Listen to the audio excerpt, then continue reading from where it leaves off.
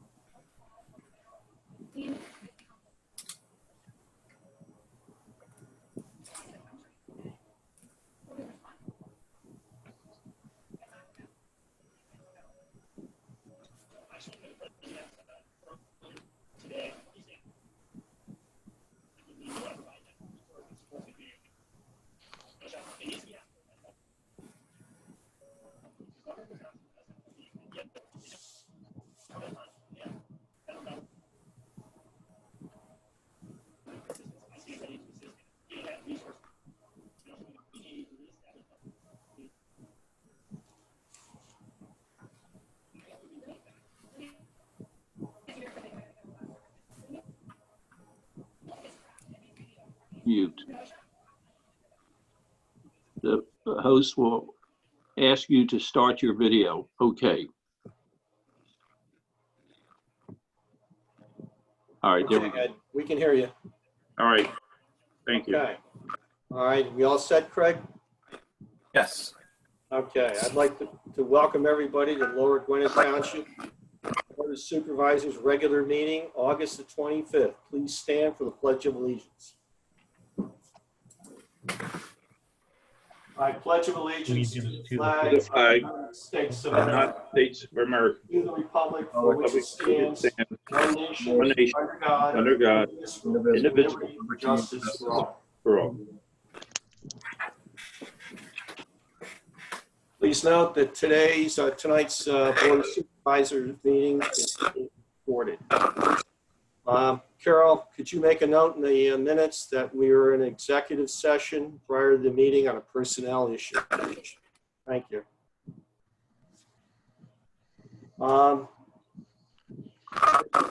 First up here is the receipt of the minutes. Has supervisors had a chance to review the minutes? July 28th? Okay, Yes. I'll take that as a yes. Can I have a motion? I So moved. move. Can I have a second? Second. All those in favor say aye. Aye. Thank you. Motion passes. I have receipt of the year-to-date budget report and balance sheet from July 2020. Is Chuck our financial director on? Yes. Chuck's here. Hi, Chuck.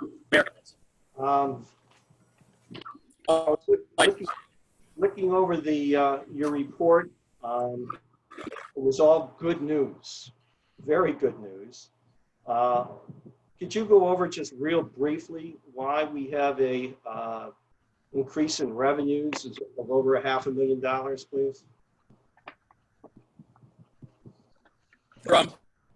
Overall, year over year, our revenues at this point are $192,936 over what they were last year.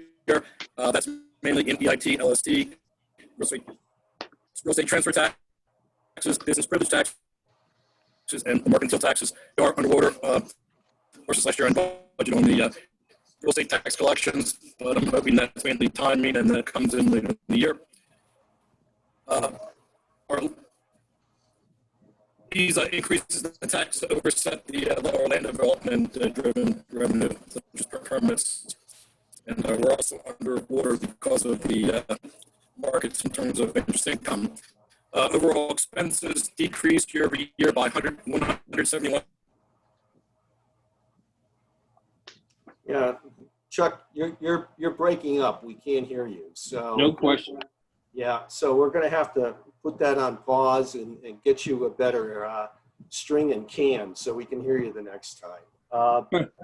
But overall expenditures for the year have decreased by $171,000. And we no longer have a debt service, which is what we did have last year, and that amounted to $1,070,308.76. Correct.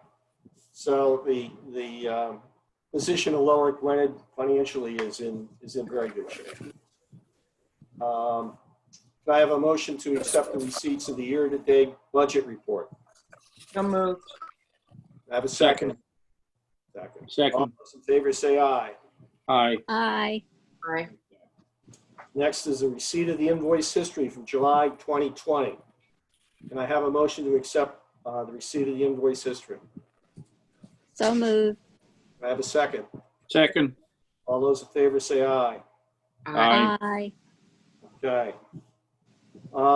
Next is on the agenda is an ordinance to vacate Meeting House Road. Neil, could you fill us in on what this ordinance is about and why we need to have it? This relates to the Folkways development, and after you consider the ordinance, if approved, there is also a preliminary final land development application in connection with Folkways that you would consider as well. But second-class township codes are permitted to abandon rights of way. There's been a petition for vacating a portion of Meeting House Road. That petition being filed by Folkways at Gwinnett. That is permitted by hearing. This hearing has been properly advertised in the reporter. I have a proof of publication. In addition, and I guess I should ask if the applicant is present as well, but in addition, the board can hear testimony from the applicant or act without that testimony to consider vacating this portion of Meeting House Road that's no longer being used as a public roadway and is adjacent to Folkways and is intended to be incorporated into the Folkways community. Okay, we don't need anybody sworn in for this. Is this correct, Neil? Correct. Okay. Would the petitioner, I think from Folkways, I think it's Christian Pianzi, like to comment on this? Yes, good evening. Kristen Pianzio from Hamburg, Rubin, Mullen, Maxwell, and Lupin. This portion of Meeting House Road is that leftover portion after it had been relocated.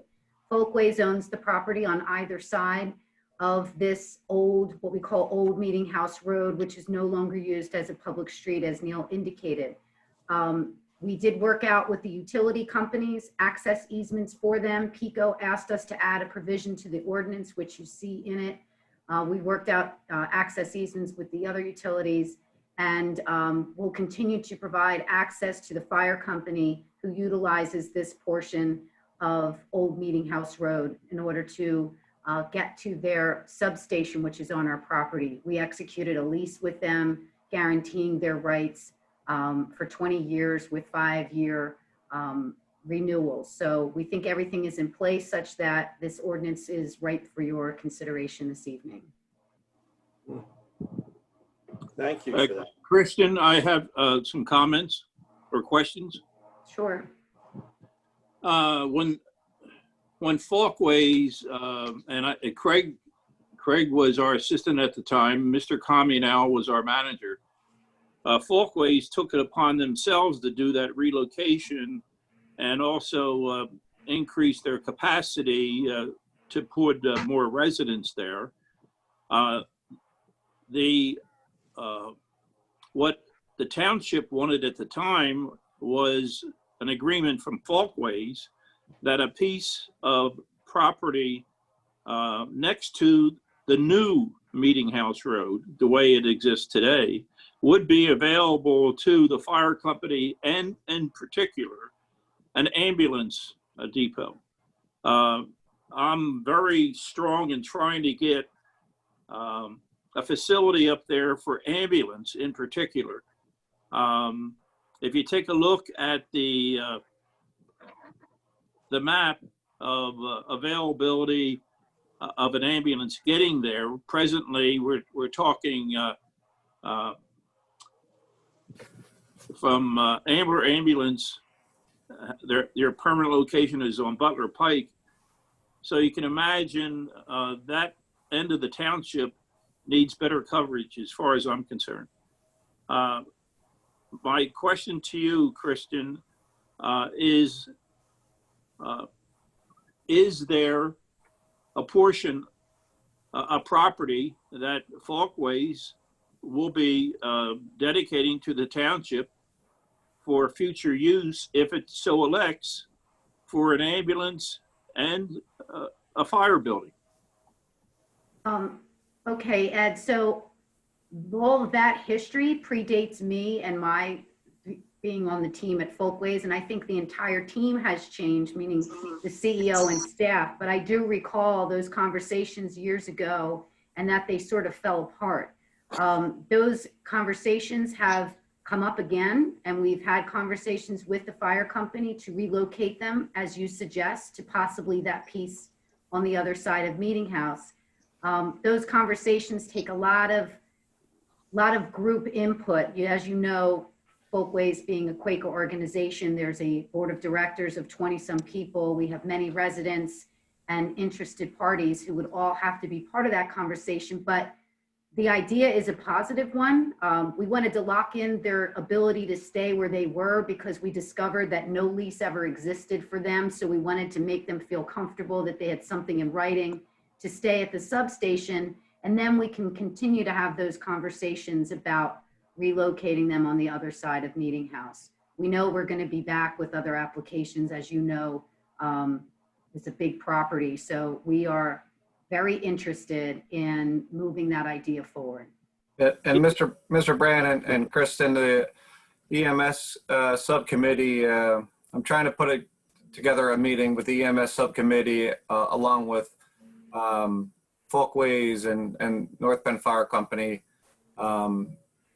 possibly in September, and have a sit-down meeting to discuss both land and possibly a new building for us. So We're very interested in having those conversations. So we look forward to that dialogue. Well, I want to go on record as saying that there has been a dialogue with Folkways organization for expansion and everything for the benefit of Folkways.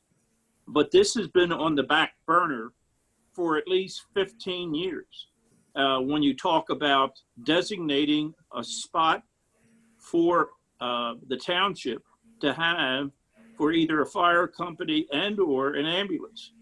And it seems like we're on the back burner, but yet Folkways is always asking and asking and asking. And I think from the information I've received is that the numbers have increased on residencies at Folkways due to this. So I know you're new on the representing them, Kristen, but I think Craig, I'd like to have his comments as for, do you recall what I just said as being correct, Craig? Or I recall the former conversations that we've had in the past about the same strip of land that we're going to be discussing in the near future. Yes. Craig, Well- for our information, I'm sorry, Mr. That's Brandt, right. to interrupt. Can That's you somehow on this map show us I could see where the old road and the new road are, but is there included on this the spot where the current firehouse is? Is that on the map?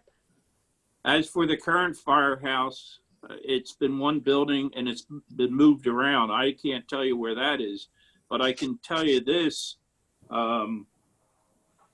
If you look at the map where it says Meeting House Road, where the M is in that area is where the new facility we were talking about for the last 15 years. And so I want to make sure it goes on record for us saying that this has been, we're always making motions for the benefit of Folkways, but there's no reciprocation on the other end. And the property we're talking about is owned by Folkways. And I can't see why they can't. It'd be so beneficial to have an ambulance right there at that facility for the number of people, the retirees that live there. I mean, it's mind-boggling to me. And Yeah, maybe I can jump in. This is Tim Woodrow, and maybe I have been one of the only folks who have been here since the beginning of those conversations. And you are correct. A number of years ago, there was discussions about moving the firehouse over to what I'll call the northeast corner of the new intersection of Meeting House Road and 202. Tim, can you identify for Tessie where it is located now on this plan? It doesn't show on the plan that's on the screen right now, but if we had a larger scale plan, we could certainly describe that. It's just below the maintenance facilities, though. That's correct. So if you see, Tessie, where the barn is on the left, and then below that says maintenance facilities, yes. It's adjacent to the maintenance facility building attached to it. Thank you. You're welcome. Go ahead, Tim. Sorry, I just thought that would be No, easier. no, important. Yeah, it's just out of view, as Kristen points out, from the exhibit on the screen.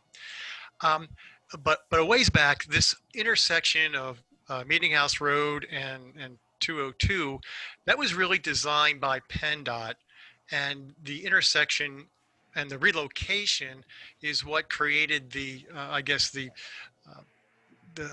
issue with Old Meeting House Road no longer serving a great public purpose. It really was cut off from the traveling public when PennDOT did their 202 improvements. This small section of Meeting House Road that we're talking about today didn't do a whole lot for us, Ed, as far as Folkways is concerned with regard to density and unit count, those types of things. It just becomes kind of a leftover piece of ground that's better maintained by Folkways, perhaps, than maintained by anyone else. Recalling that Folkways didn't own the land that is underlying most of the facility. That land was leased from the Gwen and Friends meeting. And it was only been recently that Folkways actually owns the land. And so that was, a newer development in, I guess the past 5 years that transfer has occurred. So there's a lot of things that are happening. On the screen now, I guess, is a more visible picture. What is described as Block 5, Unit 47, is the parcel of ground that has been discussed, as you point out, Ed, over many years, as a possible home for a new firehouse substation and ambulance squad. I don't know that anyone is saying that that is off the table at this point, but really isn't subject to the vacation of Meeting House Road or the S units that we'll be talking about a little later. Yeah, this is Mark. There's a lot of history there. Much of it transpired before I was on the board, so that was 11 years ago. I have talked to the folks at the Folkways, the current director, the prior director, but not the director 2 years ago. And as Kristen Piazzi pointed out, Folkways is going to have an ongoing relationship with us, and we, Laura Gwinnett, want to have that relationship too. It's a long-term relationship. Laura Gwinnett's been around since 1698, I think it is, and Folkways has been around for a long time too. So, yes, Ed, you're right. There were some discussions, and there's an effort to try to secure a firehouse. And I've asked Craig to step up that process because we need to talk about design with Folkways, get a design committee. together so we can agree on how it looks, where it will be, and that type of thing. So there's a lot of moving parts to this. And the vacation of vacating Meeting House Road is not something that we need to tie this to, because I think we can get to where we need to go without doing that. And I don't really want to have a situation where he said or she said, or we'll do this, you do that, and I just don't think it's necessary. Like I said, the Lower Gwinnett is going to, in Folkways is going to need, and we will have a ongoing relationship here. And I'm quite sure Folkways understands the necessity of EMS. They would be one of the biggest beneficiaries. And traffic is up to the coronavirus. Traffic was getting much, much worse. At some point, we'll have a vaccine, and the traffic will probably return to normal, whatever that is.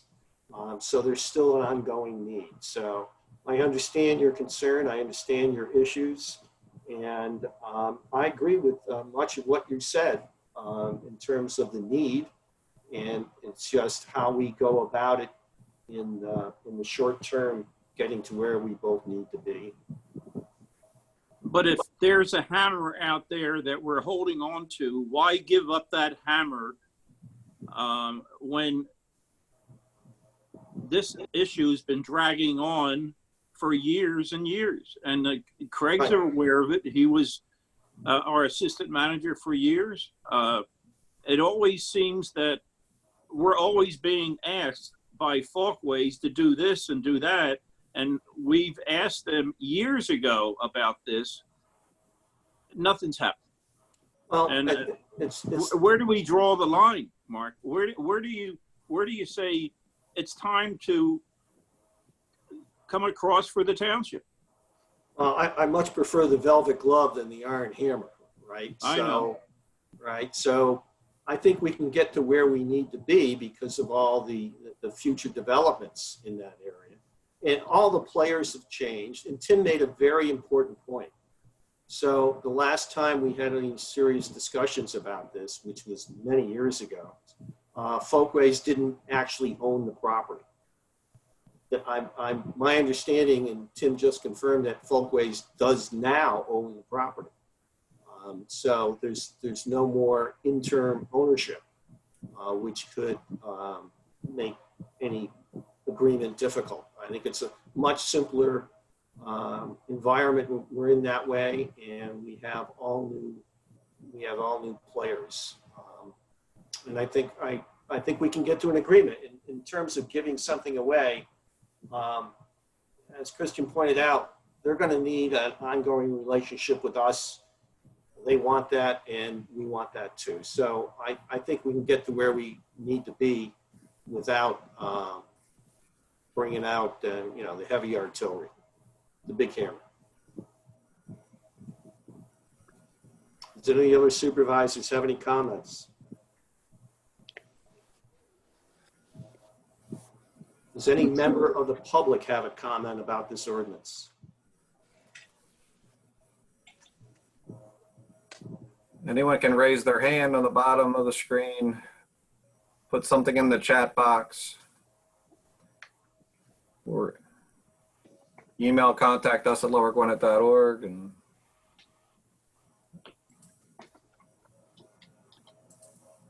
I'm not saying anything. Okay, thank you. Comments are closed. Very interesting conversation, Ed. Can I have a motion to accept ordinance number 524, vacating Meeting House Road? So moved. Can I have a second? Seconded. All those in favor say aye. Aye. Aye. Opposed? Opposed? Okay. Okay, so the motion passes. Thank you, supervisors. There's also an agreement as part of the petition for road vacation. Do we have to approve that as well? Is that, Probably would be safe to do that. Is that resolution No, 2017, or is this in addition to that? not yet. This is the petition for road vacation. There's a proposed agreement between Folkways and Lower Gwinnett, basically saying that we're not going to come back and ask for the road back or ask for any money in exchange for vacating the road. So Neil, is this the agreement you referred to earlier? It's the agreement that's appended to the petition. Okay. Can I have a motion to accept the petition? I have a question. What's the need for the petition? Petition for road vacation. No, I understand what it is. I'm trying to understand, why do we need to specify specifically that we won't come back and ask for it back? Because the statute permits you to do that. So in order to make the vacation of the road permanent, you want to enter into this agreement. Given what Supervisor Brandt kind of explained and what Mark talked about, the fact that we have been trying to do these things for over 15 years and haven't had much success in getting it done, if the statute allows us to not specify a specific petition that we won't ever come back and ask for it back, this gives us leverage to ensure that the conversations continue, correct? I'm not sure how much leverage it gives you, but it does give you some. I think without it, the next section that's coming up with the land development will not be able to go through. Am I right, Kristen? Yeah, so the statute, the second-class township requires 3 components to vacate what they say by agreement. And that's what we're doing here, is doing it by agreement. It requires a petition. It requires an agreement saying that we're agreeing to vacate it.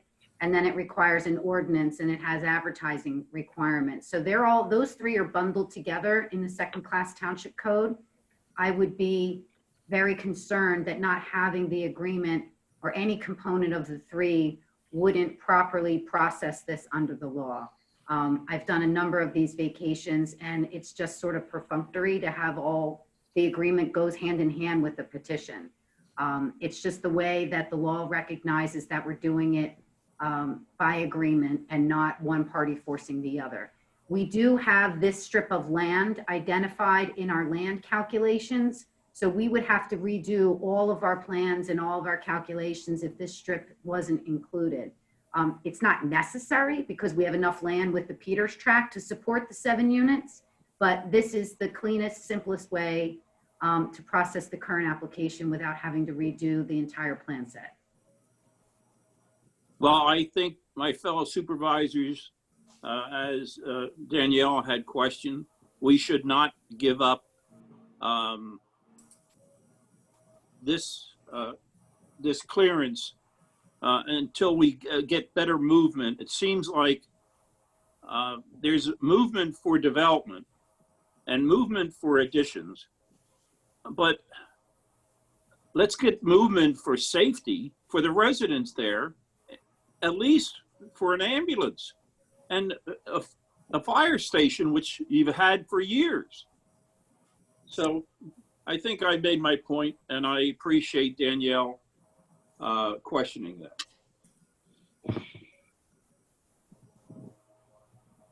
Does any other supervisor have a comment? Does any member of the public have a comment? I do have one comment that came in on the chat board from Michael Towerski.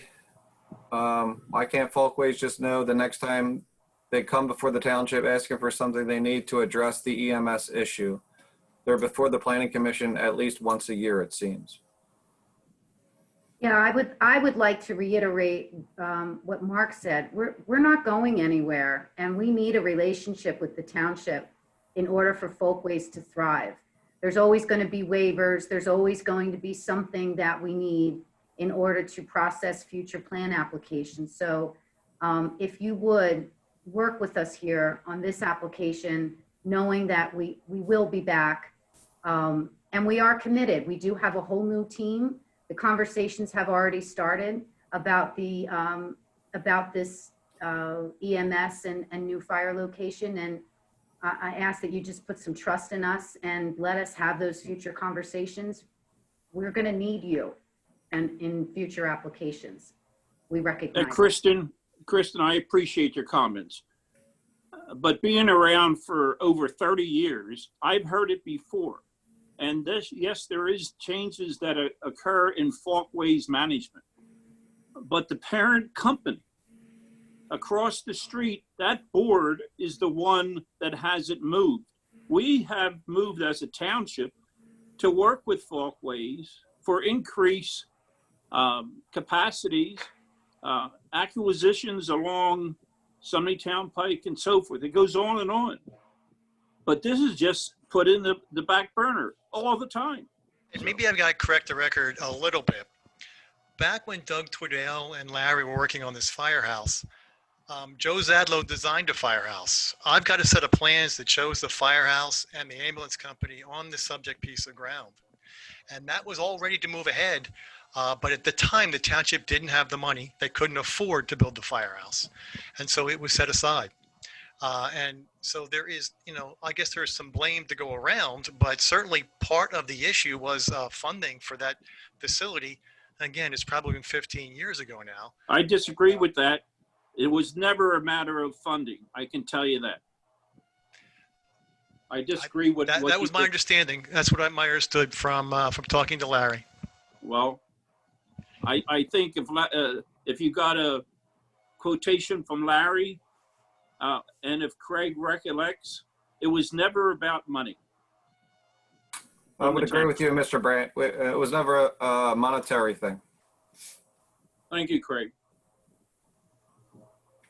So with that said, I would not move on this other petition. So just to reiterate,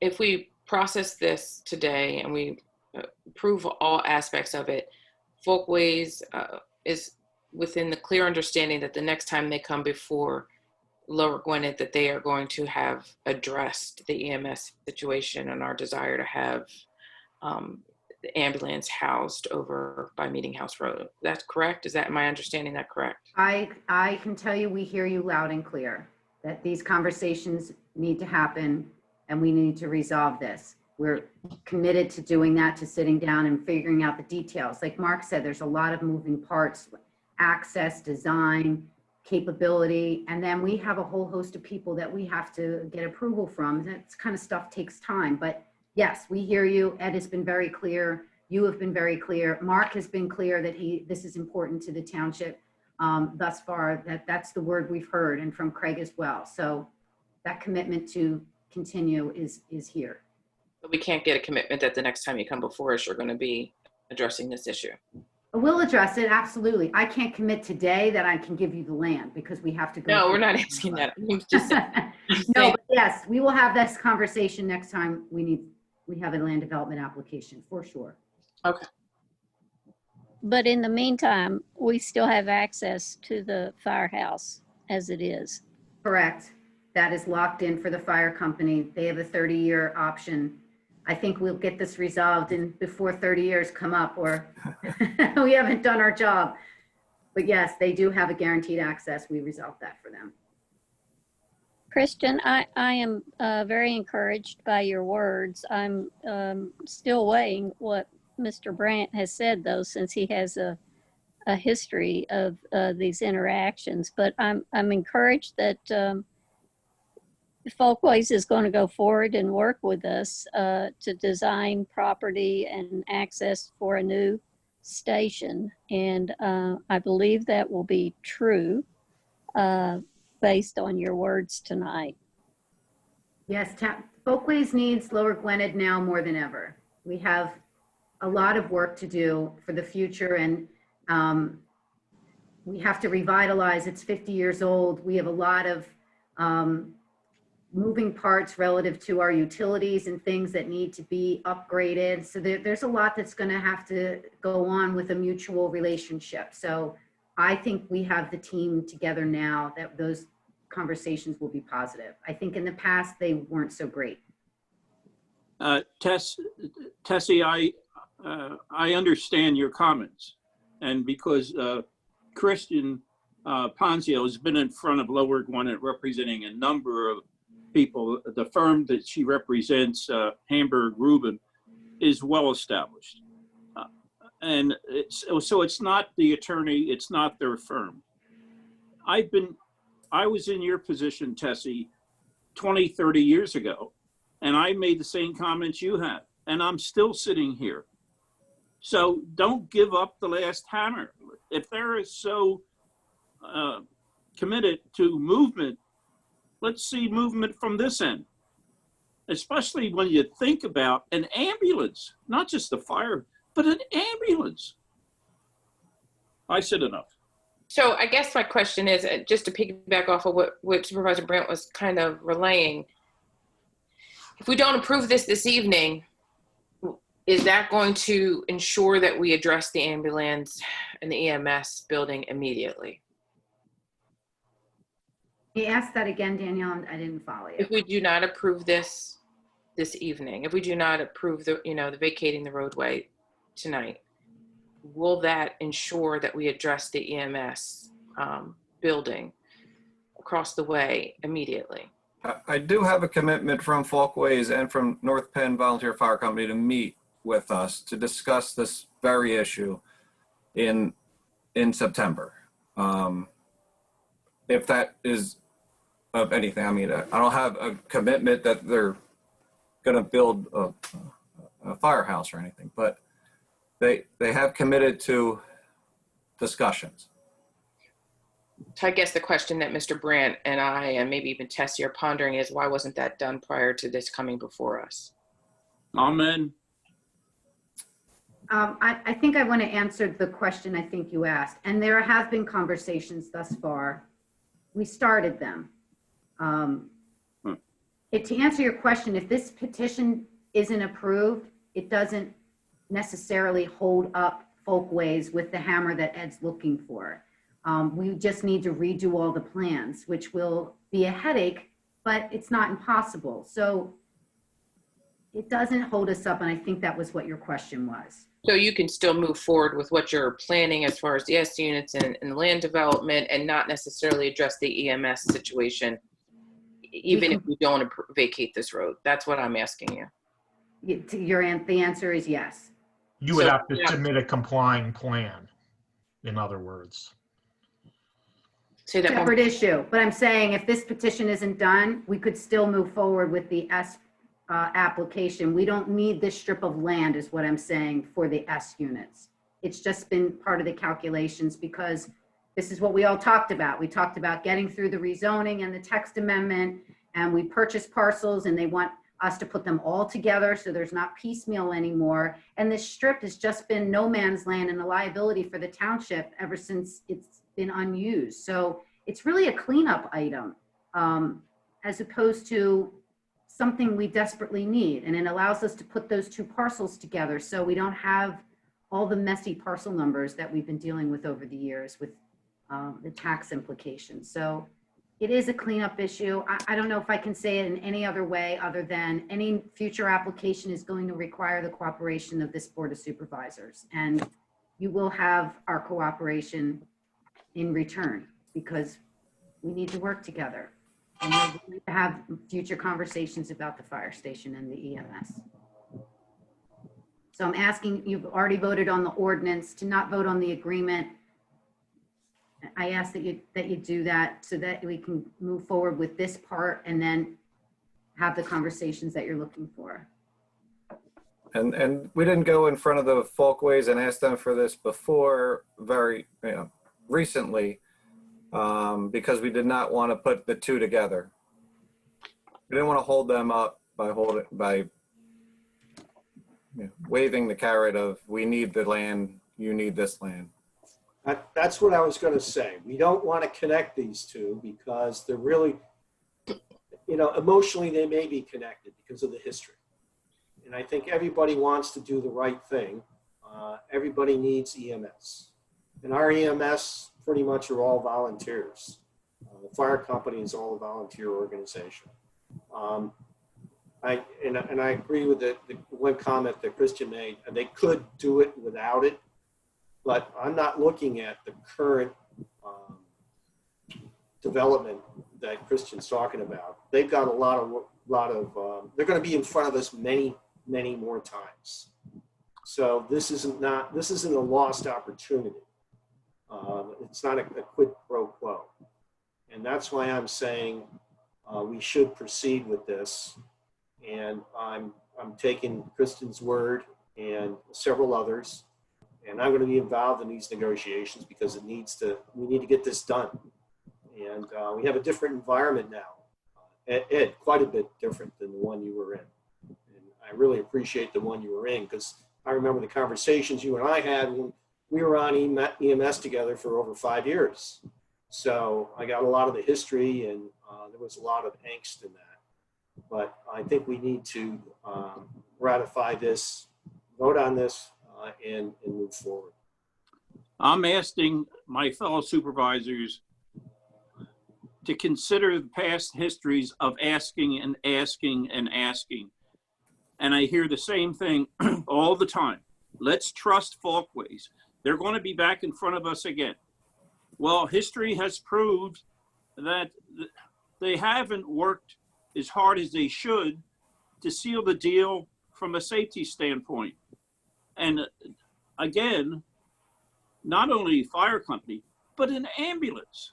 To have an ambulance right there for the number of elderly that live at Folkways, it just goes beyond me. But you know where I'm at.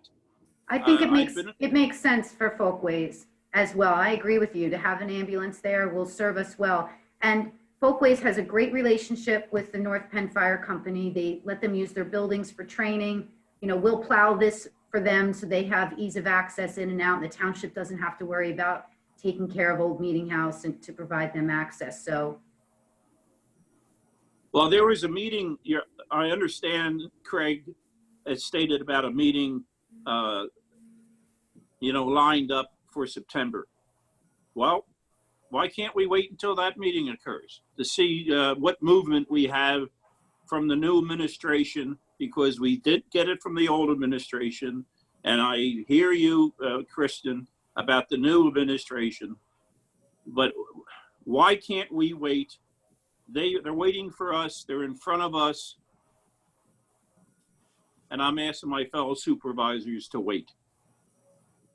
and we're asking for some good faith on both sides. If you don't approve the vacation, all it's going to do is torture us and make us redo plans. But I would like the conversation to start on a positive note, and I think it would be better served if you approve the vacation and let us move forward with the plans as they are and not have to revise them all. Okay, I just have one more comment on here, and we have to move on, right? Yeah, sorry. It's okay. Your discussions, everything that happened was more than 10 years ago. To my knowledge, there's never been any interim discussions with Folkways and the township over the last 10 years over that parcel of land for EMS. Not that I'm aware of. 10 years is, in township time, isn't long, but 10 years, a lot of things have changed. And I understand your angst over it, but I don't think we're giving up. I don't think we're giving away the hammer, to use your phrase. All right, there's other opportunities for hard-nosed negotiation if we have to engage in that. But I want to see where we can get with some good faith now, because there's more opportunities, a lot more. And like I said, it's been 10 years, so I want to give this process an opportunity to move forward. Okay. Well, I'm disappointed, Mark, that the past history of this isn't in consideration. I said what I had to say, and do what the majority wants to do. But you're giving up a hammer. You're going to be searching for another hammer, another year or another issue, because this hammer, you're going to bury it like all the others. Okay, do I have a motion to approve the petition for road vacation?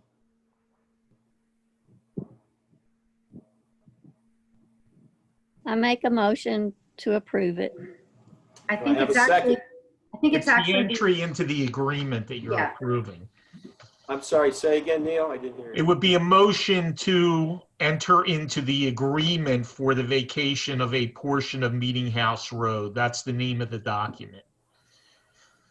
So can I have a motion to enter into agreement for the vacation of the road? So moved. Okay, can I have a second? Second. All those in favor say aye. Aye. Aye. Opposed? Opposed. The ayes have it. Thank you. Okay. Next on the agenda is Resolution 2020-17, residential S unit expansion, 4 new buildings consisting of 7 new units. Craig is our code enforcement officer on. And Amy, the zoning officer, is on. Ken, how are you? Yes, I am here. Thank you, Mr. Gregg. This is an application for land development, which was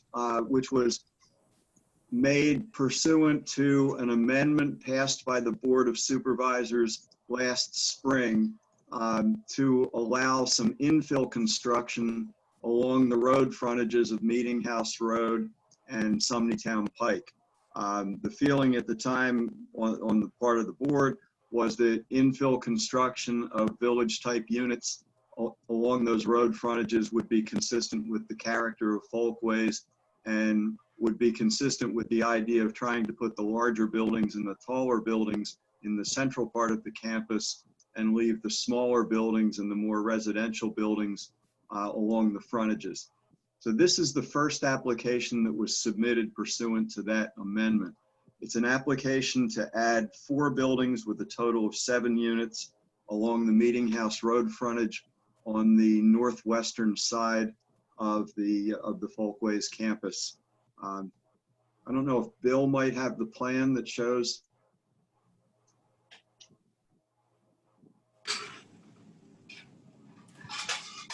There we go. Thank you. In the central portion of that drawing, you can see 4 separate buildings. 2 of them are twin units with 2 units per building, and the other is a single family detached or a single detached building.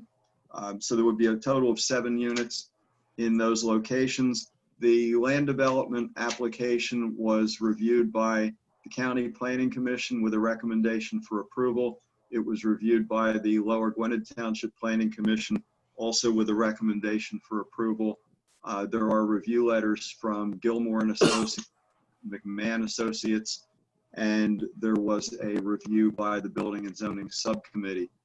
There were some conditions that were suggested by the local planning commission, and those have all been incorporated into the resolution, which is before you this evening. So I think at this point, the resolution has been prepared by Mr. Stein. It's been circulated and signed by Folkways and is in a position for the board to take action on.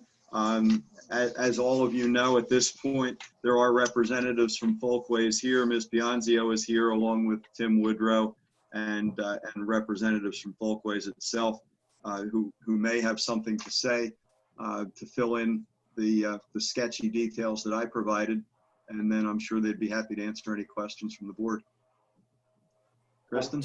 Tim, would you care to comment? Tim Woodrow? If I could maybe take a stab at it, Mark, and then Tim can jump in after me. So we spend time with your planning commission, as we always do. They always put us through our paces and sent us away with a list of things to do, and we did that. We went on site and met with township staff and consultants. We were able to make trail connections where there were gaps on the property and sidewalk connections. So now we have a complete trail system that connects to our neighboring Meeting House Road and throughout the campus. And that is open to the public, by the way. The Planning Commission wanted us to include the trail markers that Lower Blended uses in its trail system, which we agreed to do as well. So all the conditions that were recommended by the Planning Commission regarding the trees and having a system to keep track of our plantings and what goes on from a tree aspect is all incorporated in this resolution and agreeable to us. Okay.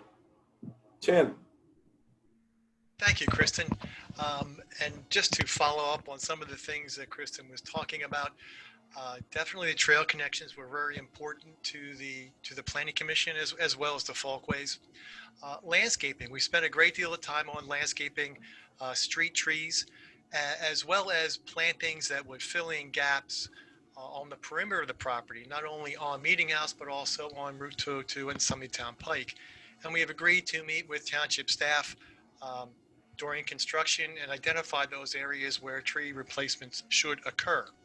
So no waivers from any street trees or replacement trees. We're meeting those all on campus. Sanitary sewer and potable water are certainly available through our community. These buildings will be sprinklered. That should make Mr. Comley happy. From a stormwater management perspective, topographically, everything falls away from Meeting House Road. We are incorporating some new detention basins and some new stormwater BMPs as part of this project.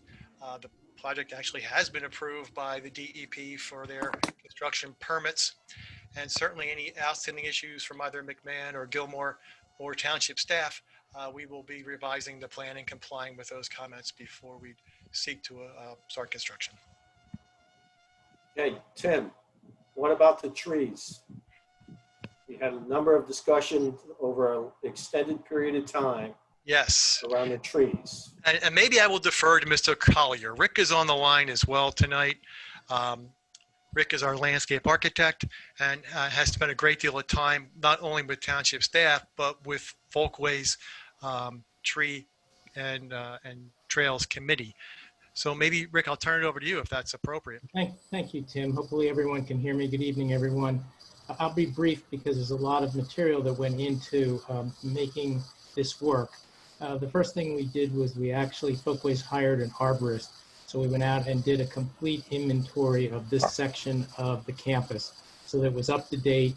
We had information on trees that were healthy, trees that were not healthy, trees that had been taken down. So we had an accurate number of what was there. And we found that there were a number of trees, a number of ashes, as well as other species that were in poor condition. And those were not counted as part of the inventory, but everything that was healthy was.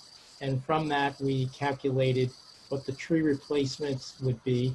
We went through the analysis with the Planning Commission in detail, which is in a memo that flashed up on the screen a few moments ago on a plan. And what we concluded was that there was an obligation for replacement trees of 38. And that this is in addition, let me make it very clear, this is in addition to what's required by your ordinance in terms of other street trees, unit trees, parking lot trees, etc. All of those are being met. These are the additional trees. And that we committed that we would put as many of those 38 within the S unit area, which you see is relatively small compared to the campus. And that it was pretty obvious that we were not going to be able to get every one of those in there without cramming them in and having it be a risky landscape plan where trees would grow into each other and not survive. So what we offered was we would put as many as we could in the S area, and where we couldn't fit those, the remainder would still be installed, and they would be put into the areas that we call candidate areas for planting tree replacements. It starts with street trees along Summit-Town Pike and a little on DeKalb Pike, and it includes other areas of the campus, which are buffers for neighbors and some woodland restoration. So the good news is that the calculation was understood and approved, and the commitment is there to replace all those trees on the campus in suitable locations that we would review with staff on site before those would be planted. Okay, Rick, what about water runoff? From a point of view of what, trees? Well, the whole campus here. And so, we're doing a lot of development here. Is Folkways going to retain the water on its property? Yeah, that's going to go back to Tim to answer. I know there's a number of solutions that go into this, including a rain garden. But let me also say that additional trees on campus will take up water through evapotranspiration and will reduce the amount of water that has to be captured and retained or infiltrated, because the trees will do that duty for us. As you know, they're really good to take up water from the ground through the root system and out through the leaves. But Tim, you want to talk?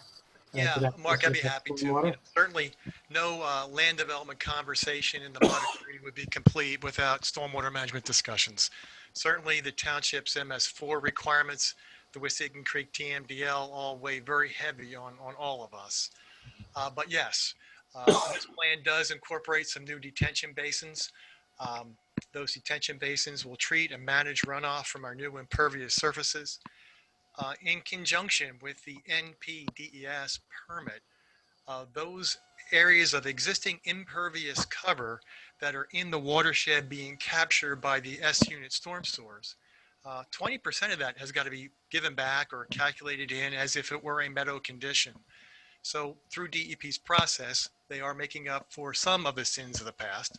So again, 20% of the existing impervious cover in that S-unit watershed will be dealt with as if it were existing meadow conditions. So it oversizes some of our basins, it throttles back our discharge allocations, and it increases our water quality and our volume calculations as well. So once it's managed, it's then discharged into the existing Folkways storm sewer system network. And then that does eventually discharge into a channel that runs through the Folkways property that does meander down and comes under Summitown Pike, just about between the college and our site, halfway up from Evans Road. So certainly it's part and parcel to this plan, and certainly something we take very seriously these days. So I'm assuming our engineers looked at your water runoff calculations?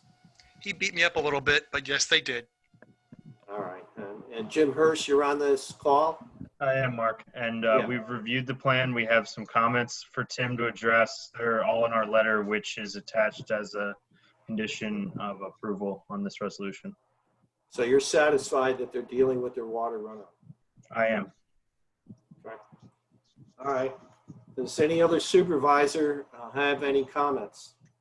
Yes, I have a question for the staff, Lower Gwinnett staff.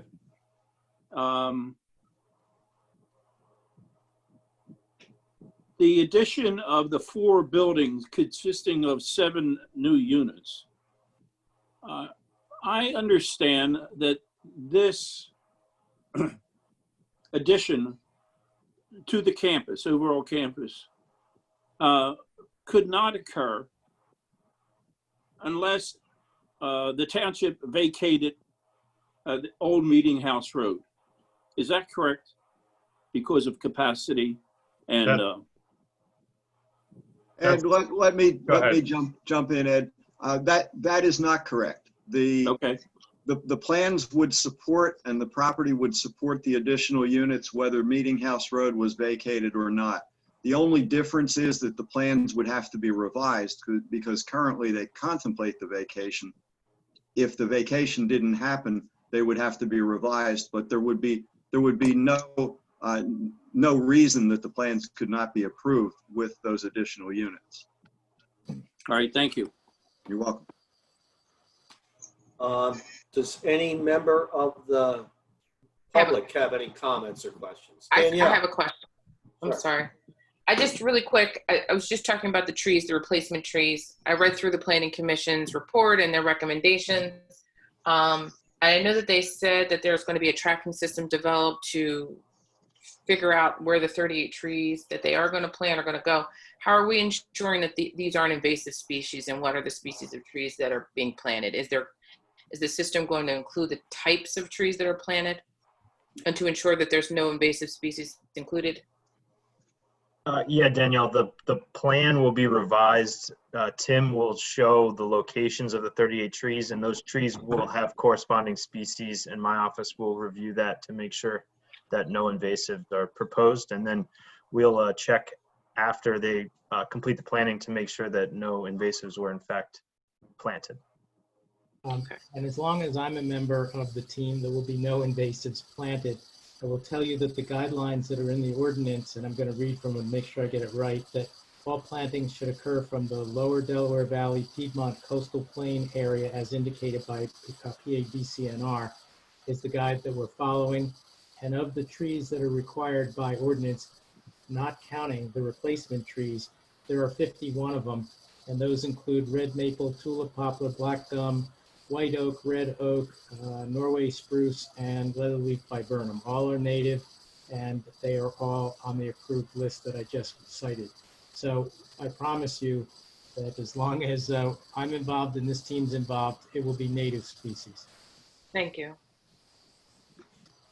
Are there any more questions from supervisors or staff?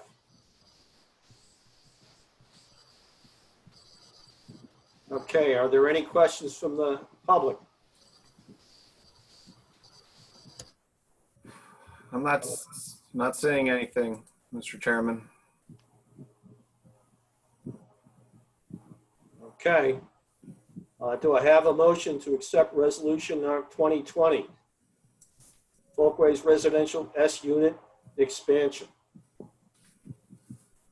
That's resolution 2020-17, just to be exact. Yes. Do I have a motion? So moved. Do I have a second? Seconded. All those in favor say aye. Aye. Aye. Aye. Okay, the ayes have it. Motion passes. Thank you. Thank you all very much. Sorry to consume so much of your agenda tonight, and we'll be back to work with you in the future. Thank you. Thank you. We have two more items on the agenda, the appointment of an interim tax collector and the appointment of a deputy tax collector, and we're going to table that for tonight.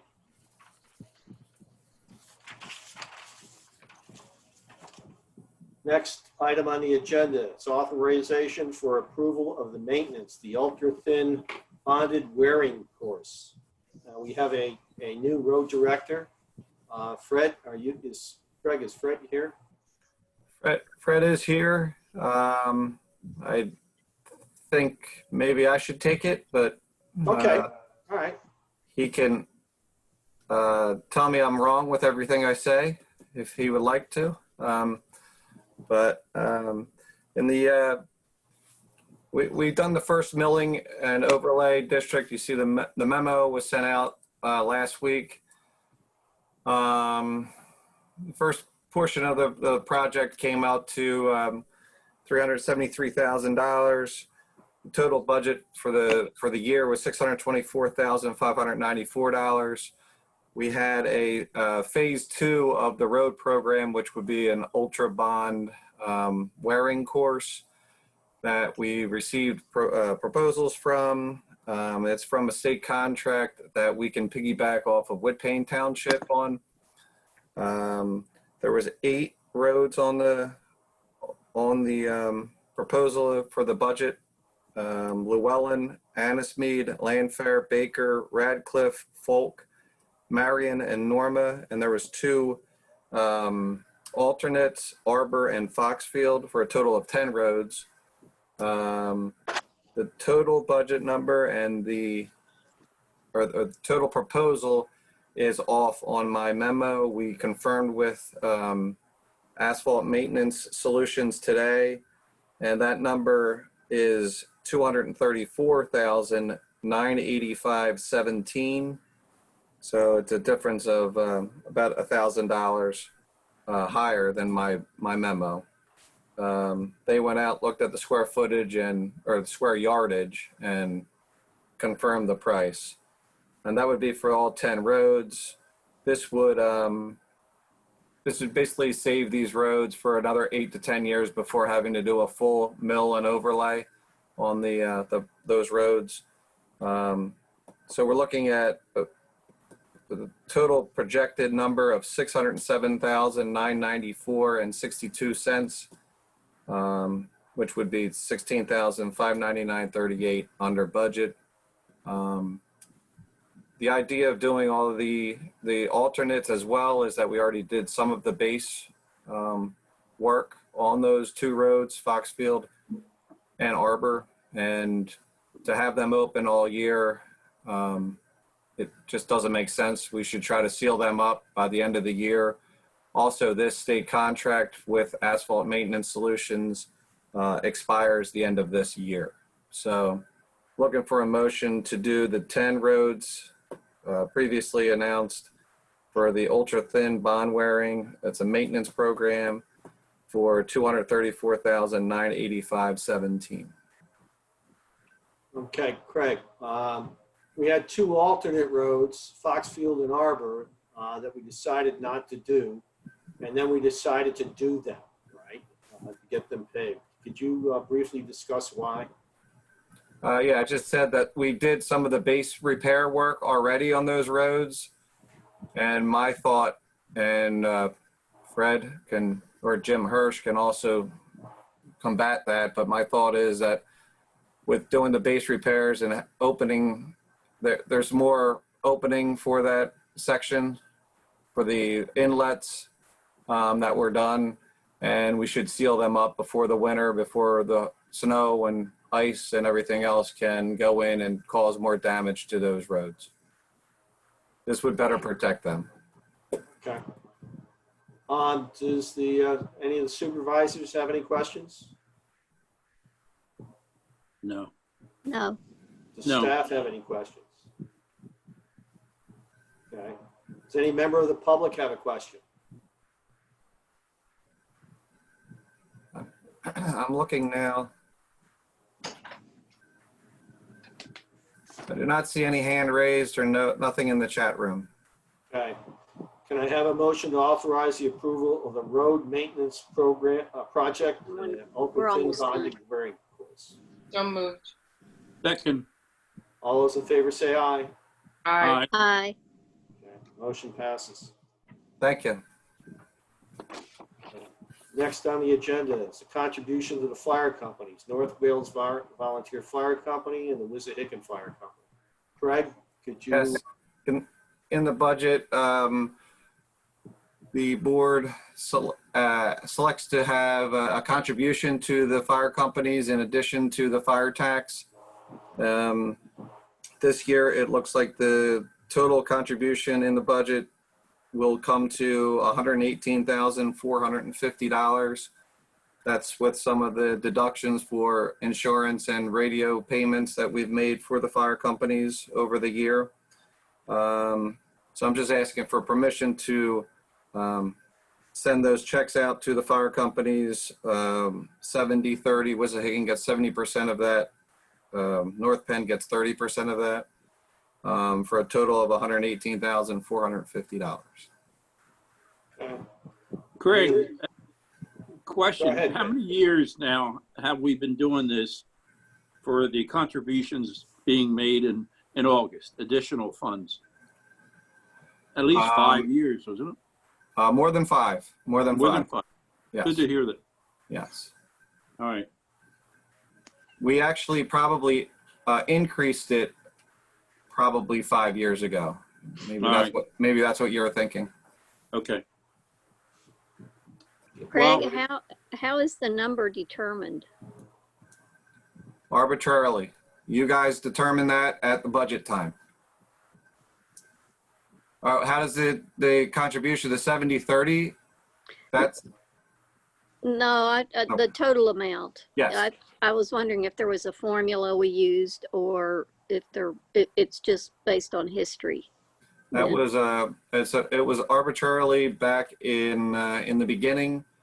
As a certain number, the fire company came in and asked for a little bit more. They gave us a number that they thought they could work with at the time, and the board approved that proposal from the fire company, and that's how this number came about. Thank you. Dusty, I was on EMS when we first did this. with Ed Brandt, and that was more than 5 years ago. Yeah. Because the fire companies needed additional funding.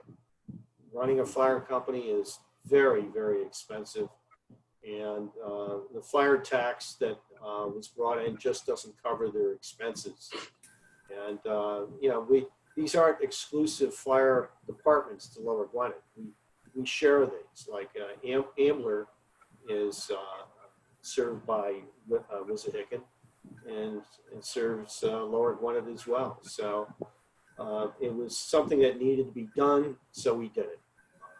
And that's how the story started. Now, in the past, we also made them come in and justify the expenditures. We had to look at their books, and the numbers look very reasonable.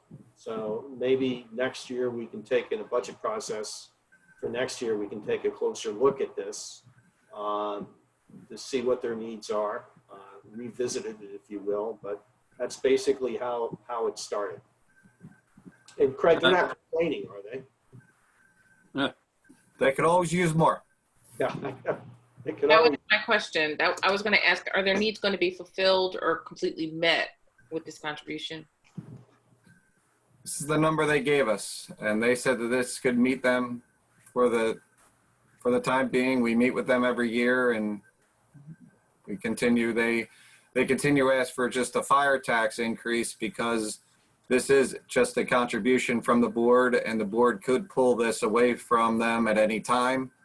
They would rather have it in a fire tax so that we would be sending that to them directly, but the board has decided to do it this way for now on, or for now. Do we know if the fire company has applied for any of the COVID grants specific to fire and EMS from the state? They have received all the information from that for that from us. So Do we know if they applied? North Penn was, Wissahickon did not think they would have enough expenditures to put in for. Thank you. I'd like to challenge the subcommittee, all the supervisors and the township, that we explore some way to go beyond this. And that is any resident of Lower Gwinnett Township that is a full volunteer of North Penn or Wissahickon, that we try to give them a tax incentive of some way, shape, or form, because these fire companies definitely need cash to help pay for the equipment, the supplies, you name it. But what they need more than anything are bodies, additional volunteers, especially Wissahickon. So I just throw that out there, not to resolve something now, tonight, but for the subcommittee and the full board to try to think of a way in which we can give financial incentives to the true volunteers that get up in the middle of the night to fight fires. To my knowledge, nothing like that exists. And so put that on our list of things to explore, and that'll be it. But I think we have to try to give an incentive for volunteers. Craig, isn't there a program for volunteers in the active service that they can take advantage of? I can't remember the details of it. It's been a while. Yes, I think Mr. Garrity's office wrote a memo about that before. I can bring that up and send that out in this week's manager's report. That would be helpful. Thank you very much. Thanks for bringing that up, Ed. Appreciate it. Okay. So is there any member of the public that has any questions on this?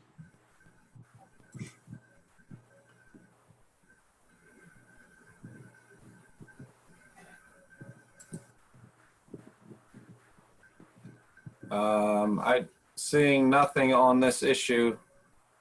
Okay.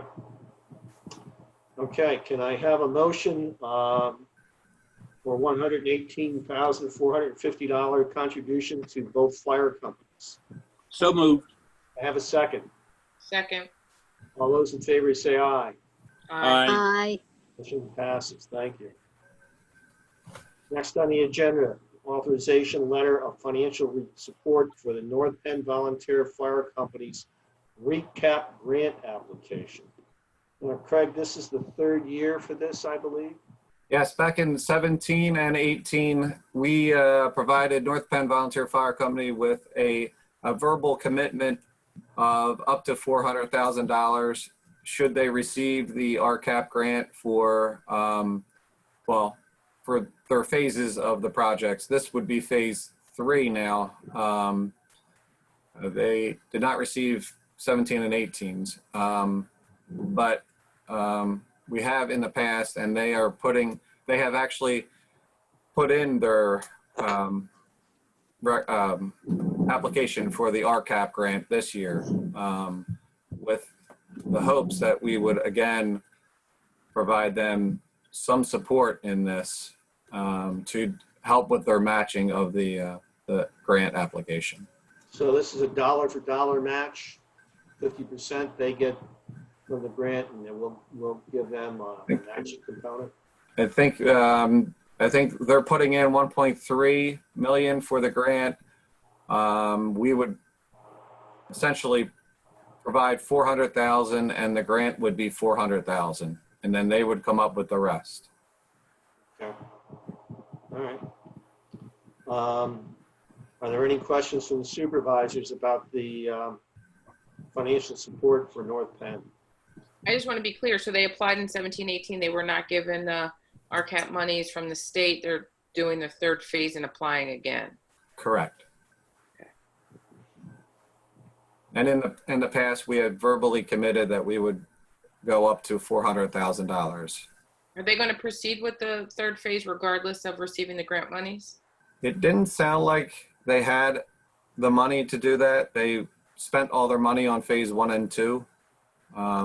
They have hired a person to put in this grant application this time, a professional grant writer, and I've spoken with her, and she feels confident that they will be able to secure the funds for this one. Are there any additional questions from the supervisors or staff?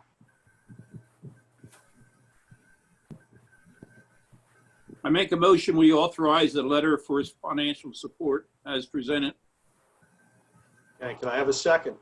I second that. All those in favor say aye. Aye. Next on the agenda is the authorization for a comprehensive plan integration into Tracer. Craig, this might take a little bit of explanation. Can you explain what Tracer is and how we use it in the township? Do we have a representative from Tracer here?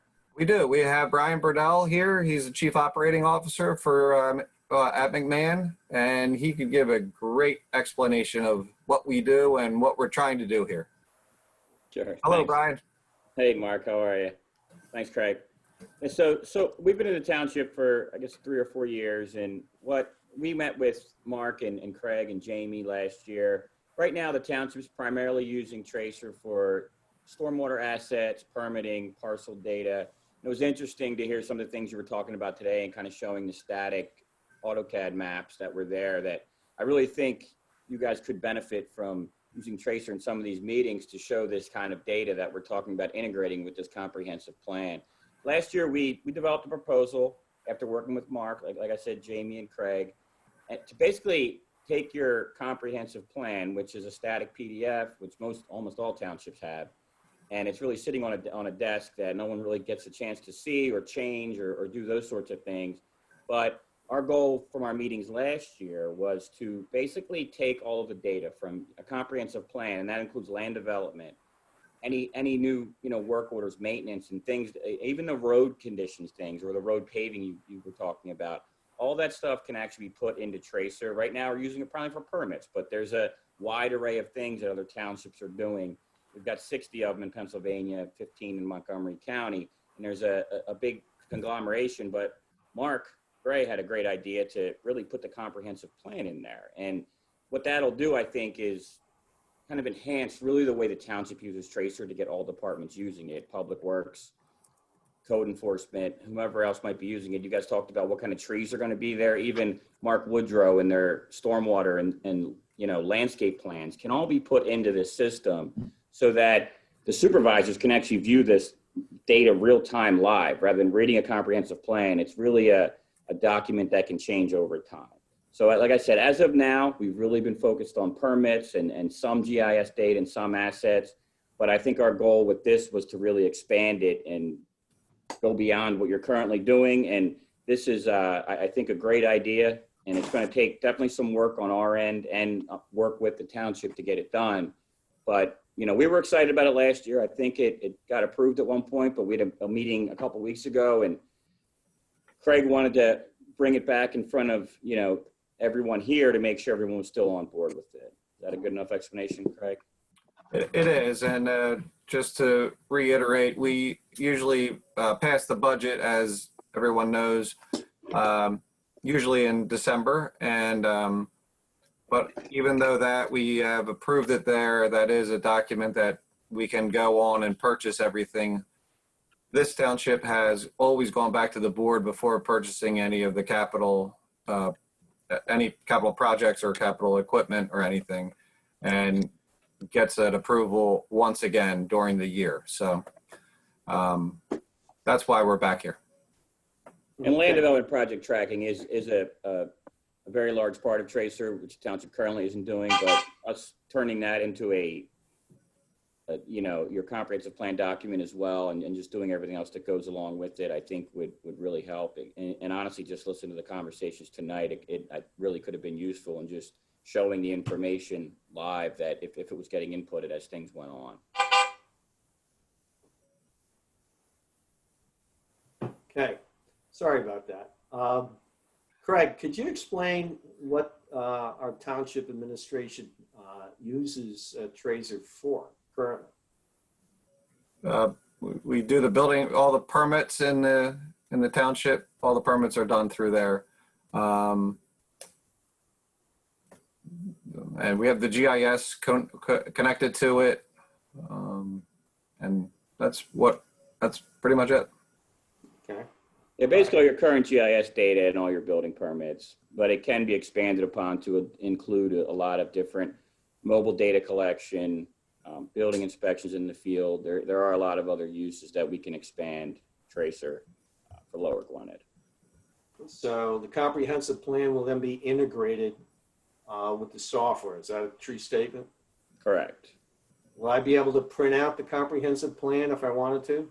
Yes, that's the goal of this proposal, is that any changes that are made, we talked about, redlining the old things, even if it was updated, you could still see if there was something that was changed in the comprehensive plan or anything that was updated, you'll be able to print it out at any time in a PDF form on your computer at home or wherever you are.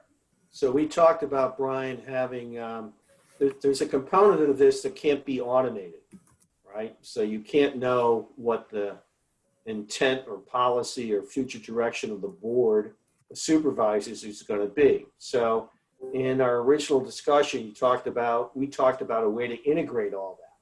So it makes sense.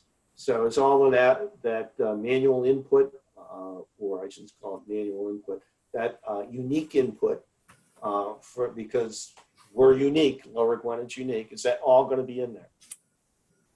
Correct. I mean, someone will have to input that data, and that's what we'll need to work with the township on, where we're actually inputting. I mean, there's so many places to input the data in Tracer, whether it's in the asset area, whether you're doing maintenance, work order, MS4 inspections, land development, permits that are done, whatever it is. But there's going to have to be a place where we'll still always have the original comprehensive plan was our goal. But if policy changes, we can redline it and work out a way to still show you what the new ordinance is or whatever that may be. Okay, so when we talked about this originally, I couldn't find any township that was doing this. No. have you found any township that was doing, it's been over a year now. Have you found anybody else that's doing it? No one else is doing this. Everyone has a lot of the pieces in place to do this, but no one's actually generating a comprehensive plan out of Tracer. They have a lot of reports. They have a lot of the data. They have, the open space, historical. They have land development. They're doing a lot of the, the work orders, the maintenance, and even the pavement management, whatever it is that we discussed, the future of the township. But no one is actually generating that specific comprehensive plan out of Tracer. That includes the county, correct? Correct. And you're getting a lot of your data from the county? We do get a lot of data from the county, but a lot of our townships are now inputting, they get a lot of data we get it from DVRPC, the county, we get it from Penn State, we get it from all over the place, FEMA, flood zones, it depends on what it is. But a lot of our townships are out collecting their own data for, their own assets and things they have, and they're inputting their own land development plans. I mean, that's a very common thing, along with escrows and everything else that goes along with that. Okay. Does any of the supervisors have any questions for Brian? I do. Hi, Brian. So Tracer is more like a software tool. It can't actually include any narrative, and correct me if I'm wrong. It can't include the narrative portion of the comprehensive plan. It's more. No, it actually can. So if we have a template, that was our goal. And if we have a template for the narrative, the original narrative, but we can give ways for the township to update that narrative if need be. So we can start with an initial comprehensive plan or a template, or we can give the township a place to include the text. We have lots of places in Tracer where you can include text and even modify the text like it's a Word document. So you can, highlight words, format it however you want. So those things can happen, and we can make it basically editable as well. So you would use. So it is software, but it can include narratives as well as the data along with the narrative. That's the goal of this, is to have both. So it's not just a data collection tool, it's an informational tool. So it can utilize the narrative from the comprehensive plan. And so, for example, does it have the possibility of telling us this isn't allowed by ordinance, a change that's been requested, or an attempt to make a change that's been requested? Does it have that capabilities? If you were trying to change an ordinance and we understood that change couldn't take place, then yes, that makes sense. Because townships have different ordinances, so we would need to have the data in there for us to be able to understand that it couldn't be changed. So this tool will only be as good as the staff or whomever is tasked with inputting the information. Yeah, I mean, that's really any data, any type of Just want to make sure. Any type of database that you have. So we can put workflows, rules, and regulations in, but we just need to make sure that we know them all. So we can make things required, we can stop things from happening, but any workflow that needs to be put in, we just need to make sure we understand what they are to stop people from doing that. So everything that exists within our township can be included or is included, meaning right now, so that anything from the existing comprehensive plan, there's that optional thing you see right there. So we put in a line item for us to do that. We reviewed the existing comprehensive plan, and we think we could get that data in there for that cost. Otherwise, we could train staff to do it, and they could put it in Tracer after it's set up correctly. So I'm just thinking off the top of my head, I know Jim Hirsch was doing, I guess, a calculation of all stormwater basins or ones that we weren't aware that existed, and they were all throughout the township. So would that information then be inputted, or is if it's data, it's not. I was including comprehensive plan data, like things that were almost going forward versus existing. So if we have the data, so Tim, we've gotten some data from Tim, we've gotten some, but there definitely may be on top of that 7,600 doesn't include man hours for like people going out in the field. However, Tracer does have the ability for when we have a lot of townships doing this. They have, public works or staff or even interns going out and collecting information on iPhones, Android phones, iPads, and those sorts of things to be able to collect that asset and GIS information out in the field. And it's real easy to do. I mean, there's people that, use it all the time that didn't really do this before. So it's not like you have to be a GIS expert or anything like that to do it. Just an app that you can add data. You go to your location, you click, you add a couple fields, take a picture, information goes in, and then it goes into the system. So what is the length of time that we would have access to this? And For the proposal, here, probably down there if you scroll down, Craig. I'm looking and I didn't see it in the proposal I have in front of me. Down. Did I not put it in there? This was, I did this last October, so I apologize. This has been a while. No, Could be missing it, but I didn't see it in there. no, you might, hold on, let me just double check. I don't know if I put a schedule in. I might not have put a schedule, but honestly, my guess, if we got started and we had cooperation from the township, it'd probably be about 6 months until we had all this completed. So it exists. So for $36,000, it'll exist. And Right. then what is our commitment financially as far as utilizing it in the future? So once it exists, will we have it for 10 years for that amount of money, or will we have You already pay a licensing fee for Tracer, so you have it until you stop paying your yearly licensing fee. Okay. So You it's already have the components to hold the data. This was more like to build something extra on top Okay. of what you already have. So, the one time. right. This is a one-time cost. Okay. So anything additional that we wanted to add moving forward, then it might be an additional cost. Yeah, there's a lot of changes we make for the township that there's no additional cost, like minor changes. Like we change forms and things all the time. It's a dynamic system. And we do certain things for no additional charge. This was just more of a larger effort that we put the proposal together last year for.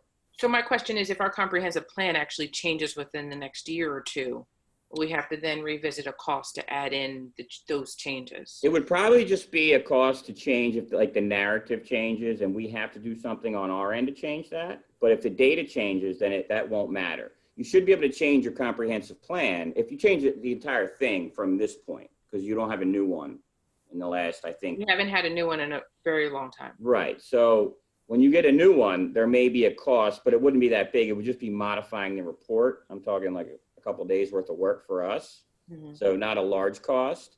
Mm-hmm. It would just be, hopefully at that point, the township is able to modify and make the changes on their own within the system, that it can change at least the current comprehensive plan. Depends how much it changes. So that would be, but the code and everything would all be done. Everything, most of the stuff here is just code to develop this custom comprehensive plan. The rest of the stuff you can see is actually pretty small. Yeah. So this is really that, I guess you can't see where I'm highlighting because I'm on. I have it in front of me The though. custom development for generating document is the large cost. Okay. Everything else, hopefully, if the township's trained, can be done by the township going forward. That would be the goal. Thank you. Okay. Does any other supervisor or member of the staff have a question? Does any member of the public have a question?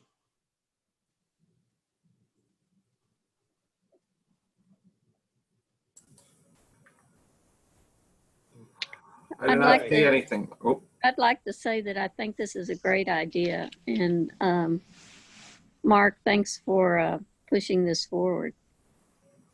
Well, let's have a party when it's working. Right. I think it will. I think the design is right. I think Brian has done a good job, but we actually now have to do it and bring, Right. we have to integrate all of this information. We have tremendous amounts of information into our systems, but it's not integrated. And now we need to integrate it and make this useful for both the public and ourselves internally. So that's the goal here. Would the public, how would the public have access to this? Well, it's a very interesting question. So the first part, I haven't told Brian any of this, right? So the first part is to get it to work so that we are in a position where we can look at the entire township, any permits, and look at the conversation we had about folkways. We had 3 pieces of legislation there. We can look at anything and we can look at it from a different lens. The lens is important, how you look at a problem, whether it's traffic, whether it's EMS access, whether it's stormwater runoff, whether it's trees. The data is all there, but they're data points, so nothing is connected. So once we we have the ability to create our comprehensive plans, in other words, the supervisors are policymakers. So once we get our policy in place so that the operations group, the township manager, et cetera, can implement our tactical on the ground workers, we can integrate everything vertically. And then we can be in a position where the public could, they could self-identify issues.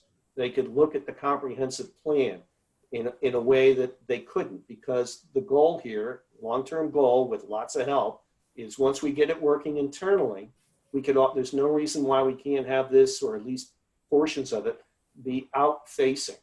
So the township resident wants to go in and see, hey, there's a detention basin, you know, where's it go? Or it wasn't in the, it's not in the system. We have to put it in. We have to tell somebody. Well, if we don't know it exists, it can't be data. And we have to have the data in the system. They could tell us, right? So, and they could look at the storm runoff. You know, we had a hurricane come through with a name I can't pronounce, and some people got flooded. And there's some help. The county's been helping, but you know, some people still don't understand. We have flood maps. The flood maps will show you who's at risk, right? They'll be able to tell. And if I believe my engineer, and I do, the flooding and the water runoff on newer developments is pretty much self-contained in that you can't add to water running off of properties. So there's so many things that we can do with this, and it's self-service. People can look for themselves and help us in a way of possibly reporting. But that's the outward-facing part of this. We have to get the inward-facing part working and integrated, and you know, move ourselves into the 21st century. But that would be the goal. So I probably told you more than I've told anybody, Tessie, but this has been ongoing now for like 3 years, Brian, Craig, something like that, 3, maybe 4 years. And we do have a lot of clients not doing the comprehensive plan with public facing, but they are showing data. We have, you know, clients applying for even permits online and submitting issues to Public Works and things like that. So there's other ways the township can go in the future as well, if you want to, you know. So there's lots of ways to show data or have residents report data that we have already in place.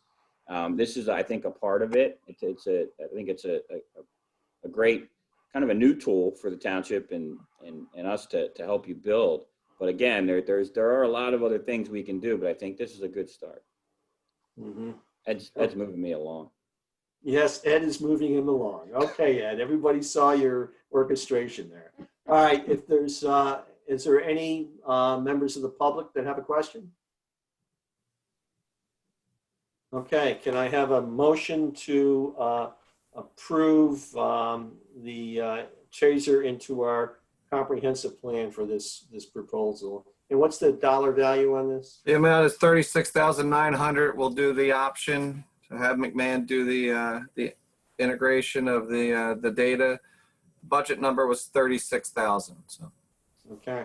So moved. Second. I have a second. All those in favor say aye. Aye. Okay. Motion passes. Next is Thanks, thank you, Brian. Brian. Thanks, everybody. Next is authorization for a website upgrade. Jamie, can you fill us in?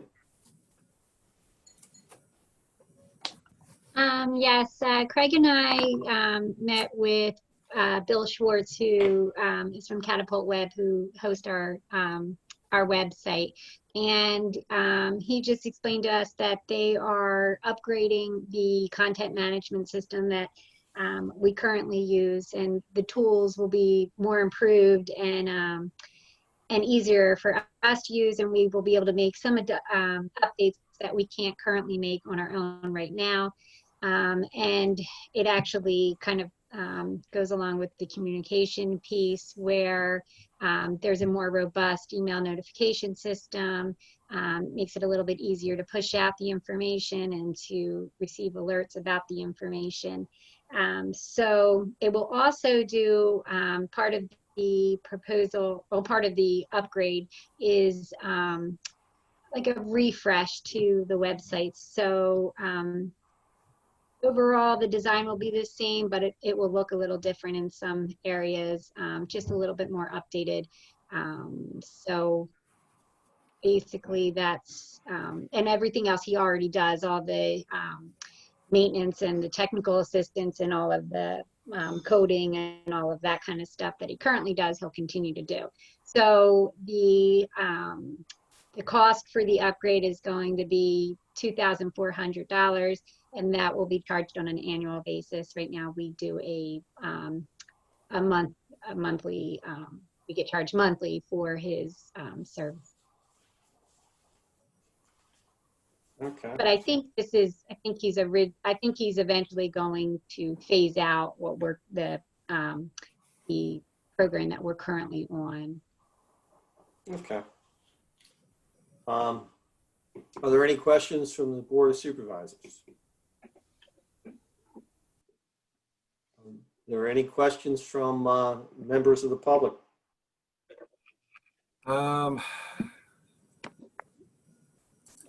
No, I'm not seeing anything, Mr. Chairman. Okay, can I have a motion? I'll upgrade the website.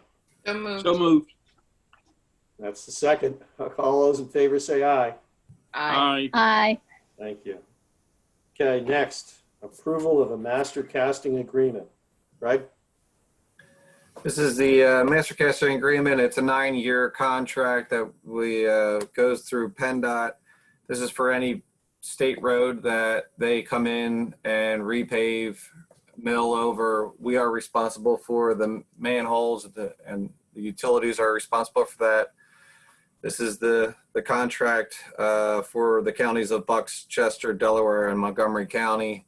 And it's a 9-year agreement. It's a general agreement, pretty straightforward.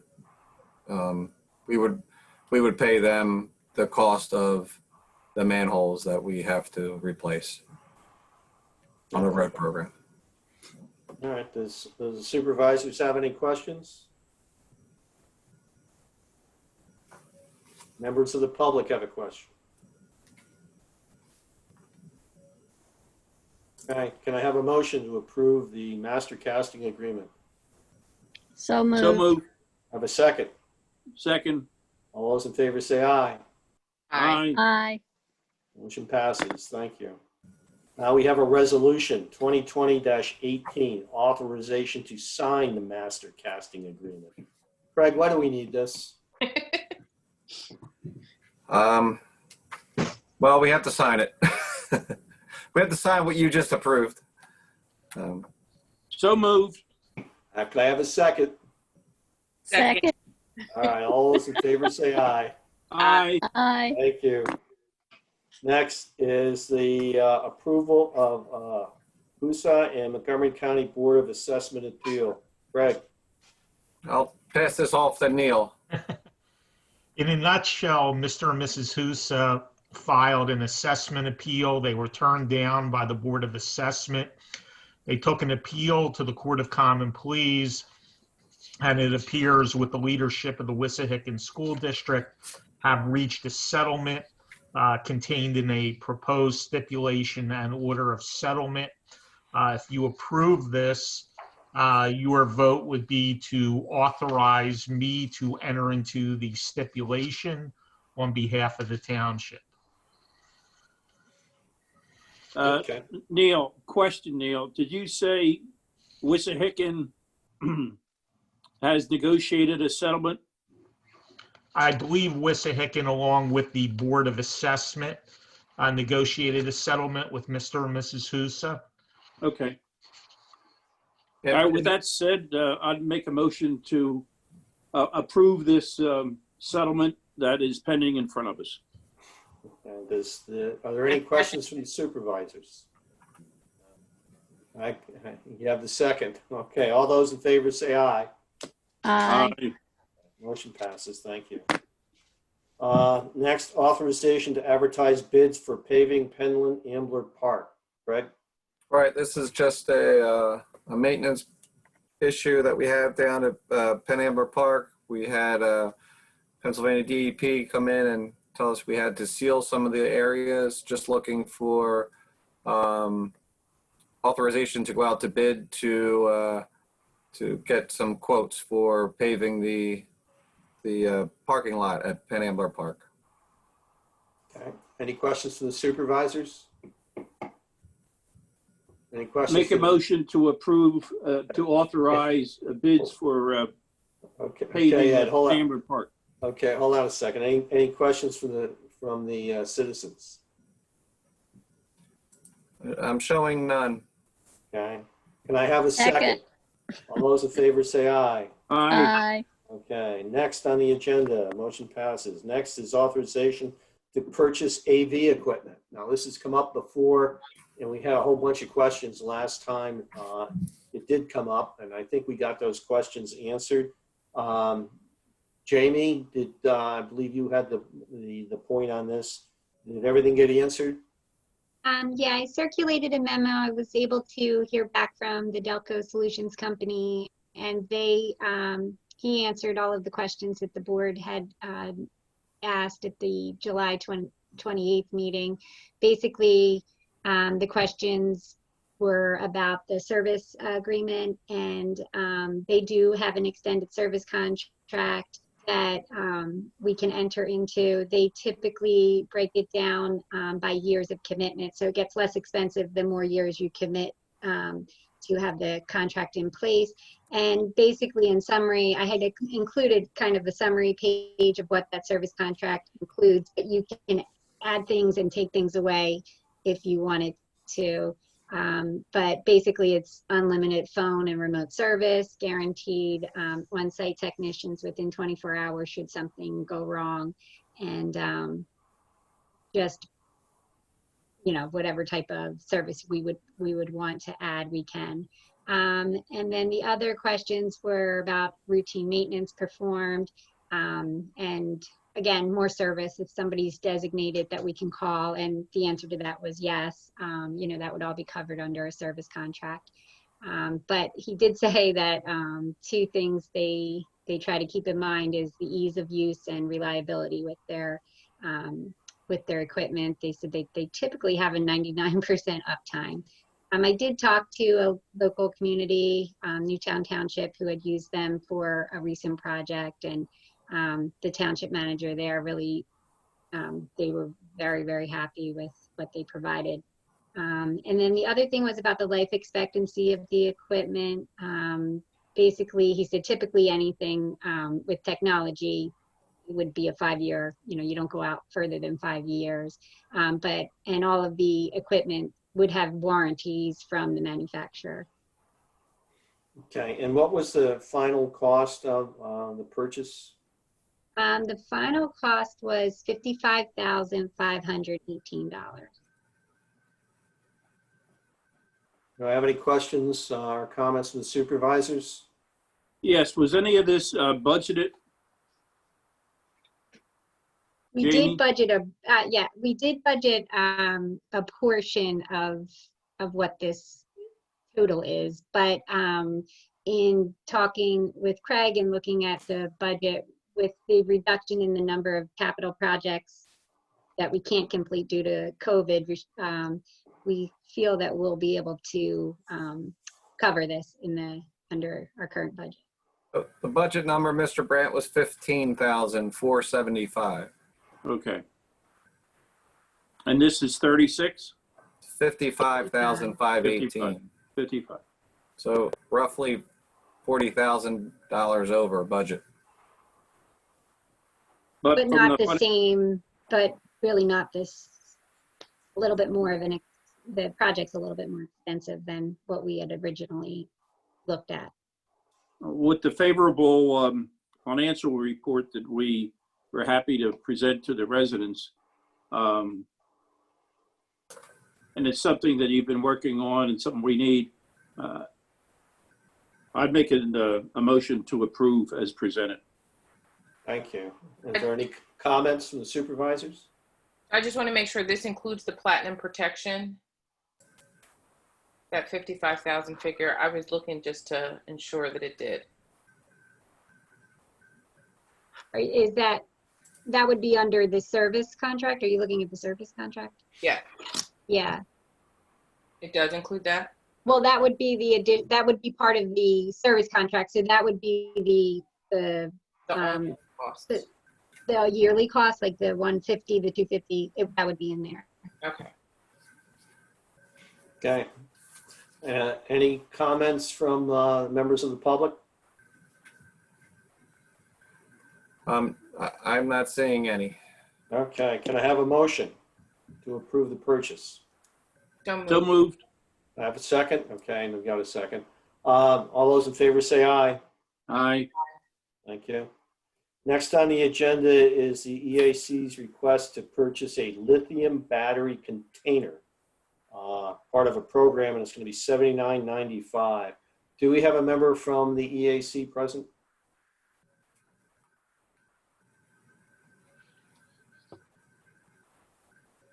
If someone could raise their hand, I'm not sure.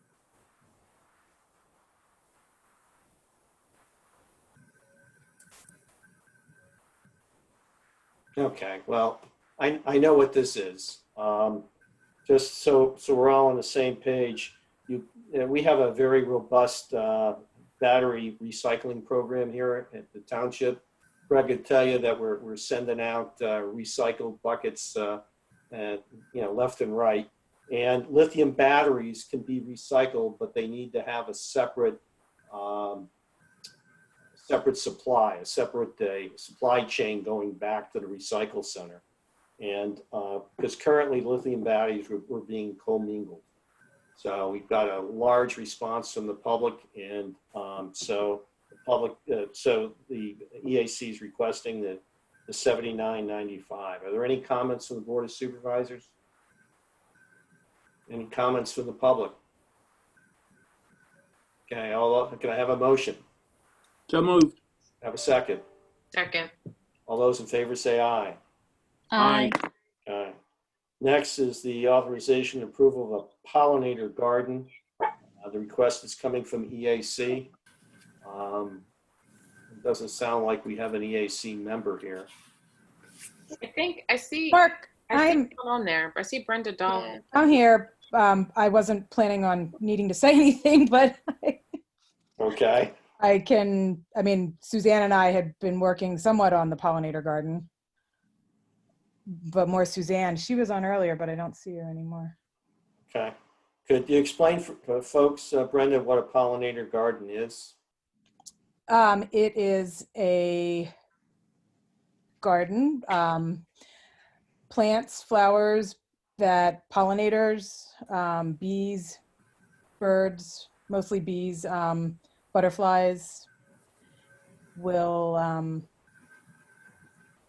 flock to, and we know, or we all should know, that we need pollinators, or if we have no pollinators, we have no vegetables and fruit and food. So they're an important part of the environment. So we would like to plant this one at Penland Woods, partially just as a good, have a pollinator garden. It's a good thing to have, but as an educational,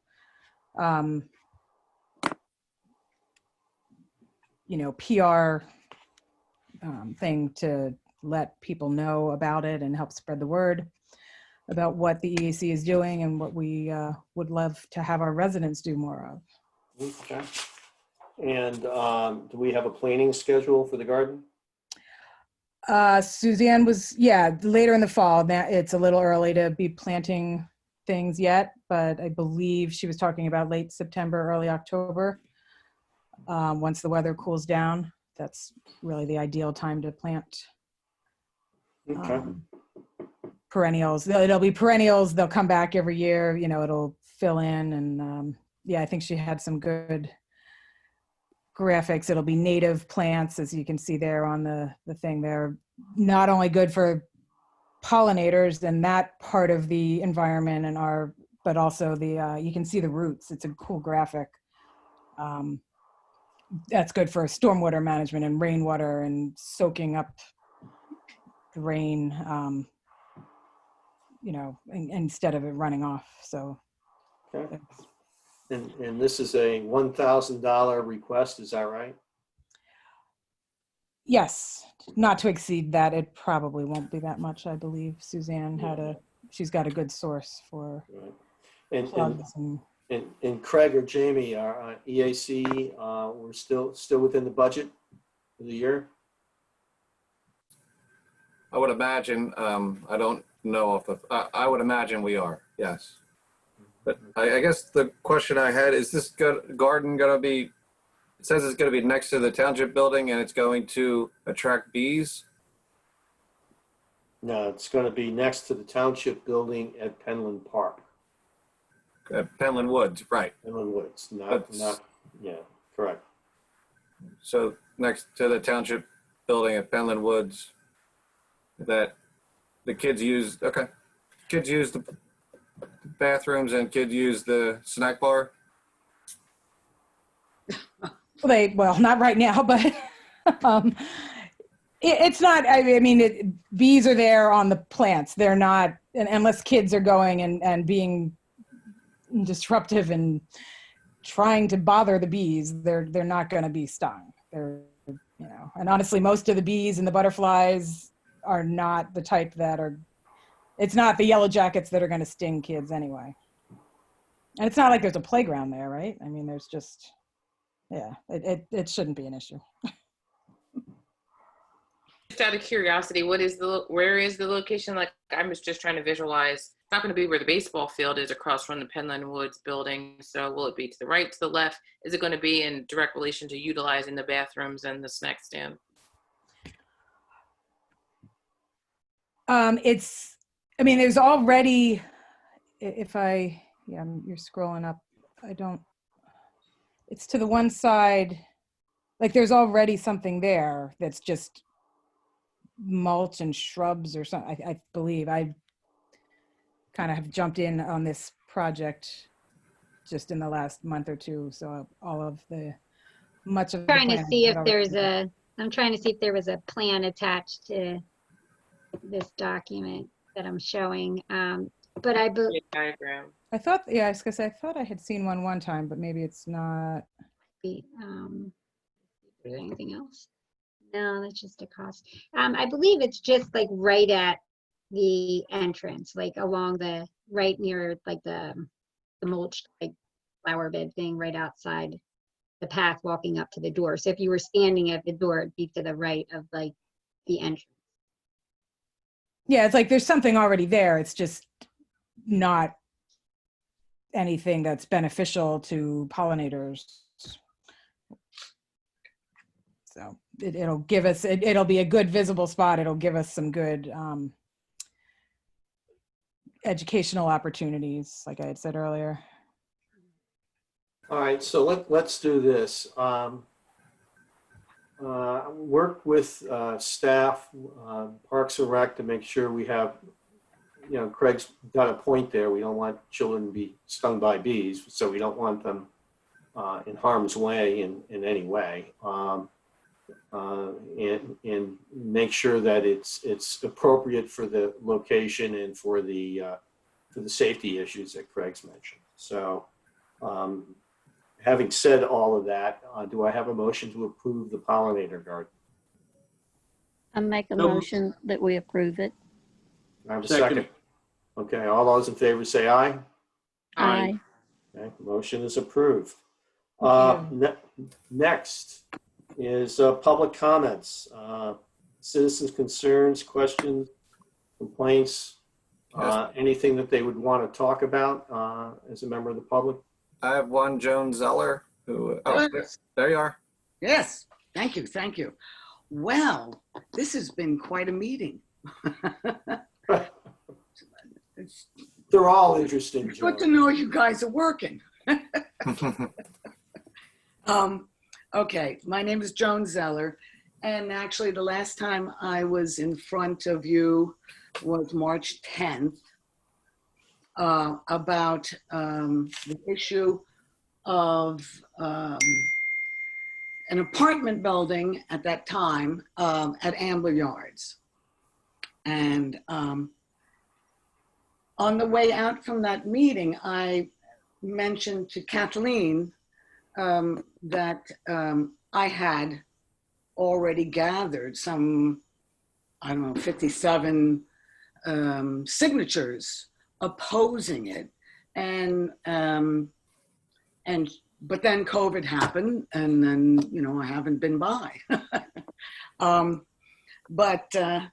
So that was started on February 25th, when they initially told a few scattering people here and there on someone Francis, someone Brookside, of what their intentions were.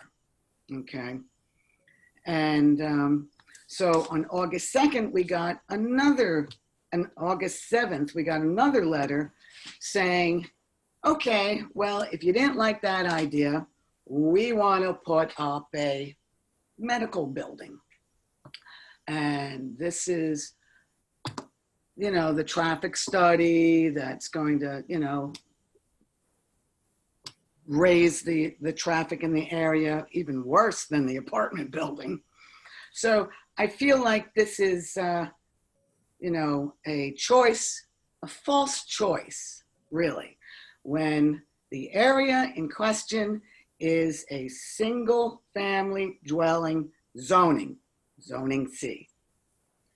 And so right now, since this last proposal, we are currently getting pages and pages, more pages and pages of opposition. My question is, I want to get this on board. I don't know who to send it to. I saw Ken Amy was on the, I don't know if he's still there. I don't know if it should go to zoning. Should it go to you? But we want you to know that this has stirred up a hornet's nest in our neighborhood. And we want you to know. So who do I send it to? Well, Joan, I'm not sure I understand what you're trying to send. The petition. Okay. The people in my surrounding community that are opposed to either an apartment building, whether it's 50 or 43, of transient, you know, residents, people come and go, you know, or it's because they got blowback for that. Now they're proposing, and I don't know how serious they are, but they said, well, we can build a medical office building. And they did a traffic study, and it showed the, you know, the greater increase in traffic coming and going between these hours and that. And as if that was something to be, you know, grateful for. My point from the beginning is that the zoning along North Spring Garden and around onto Francis Avenue for I don't know how many feet, but is zoned C, same as the house I am currently living in, which is a single family dwelling. And who knows how long ago, when Henkel or Amchem or whatever the heck it was, they got to use the existing homes as office buildings because the township wanted, and the neighborhood wanted at least the appearance that this is not the horrible industrial zone that it used to be. Now it's an office complex. That is an improvement over a contaminated brown zone, I must say. But that would totally, you know, you're driving from Ambler right into Lower Gwynedd, and the first thing you see is this huge apartment building or this big medical office. It's not what it's zoned for. Well, Joan, it's not simple. And in fact, Danielle called me the other day about this issue. We've had this issue come up in the township before, right? So Oh, yeah. Mhm. land development is a very complicated thing. So you have something called by right use, you have conditional use, you have all these legal terms, and it's very opaque. So when I was talking to Danielle, we were thinking, and I don't know who suggested it first, probably Danielle, that perhaps we can have a conversation about land development and land use and what the rules are. Because we get people coming to us all the time and said, you can just forbid it. And the answer is no. We have to follow the rules, and that's why we have an attorney. So the attorney and our zoning officer and our engineer, all of that, they all work together because they're all responsible for different types of use and land development and legal requirements. So we're talking about having a town meeting to address some of these issues because you're not the only one asking, right? So what we're going to do is try to schedule something. I haven't even talked to Craig about it. So Craig, we're going to schedule something, right? So what we're going to do is talk about this issue and give it some context. So what Ambler Yards is now talking about is putting up a structure for something called by right use. And Ken Amy's here. Ken, could you explain what by right use is? Sure. A by right use is a use permitted by ordinance that would be allowed without any further action from the zoning hearing board. There, as Mr. Gray mentioned, the Ambler Yards folks are putting forth the medical office building as what they term to be a by right use based on the fact that there are nonconformities already associated with that C residential portion of their property. We've not offered any sort of official ruling or opinion on that. It's simply their opinion that they have offered, and we've not discussed it with the solicitor. It is, at this point, it's something that was offered by Ambler Yards, and as you know, it's been mentioned to some of the neighbors. It's been mentioned to the Building and Zoning Subcommittee, but there's never been an application. There's never been any kind of a formal submission or request for an opinion from the township. Okay, well, I do have the documentation of a whole lot of voices that I would like to submit. Joan, you can submit that to me and I will Yes. distribute that to all of the members that need to be looked at, okay? Okay, do I have to make an appointment? I must. Probably. Well, yeah. Well, we're still gathering. We have many, many, many more pages. You can send it electronically, or if you give me a call, I'll meet you outside. How about that? Sounds great. Trying to limit the exposure inside of the building. So, That's but okay. I can meet you out in the courtyard out there. Sure. Terrific. Okay, Joan, I hope that addresses some of your concerns. Small part. Cool. Make progress every day. That's it. Keep on working. But I think this is it. I don't think you have any more comments. I don't know. Oh, no. Craig, is there any more comments from the public out there? Yes, I have one. WJ. Oh, I'm sorry. WJ Vasile? Vasoli. Sorry. You're on.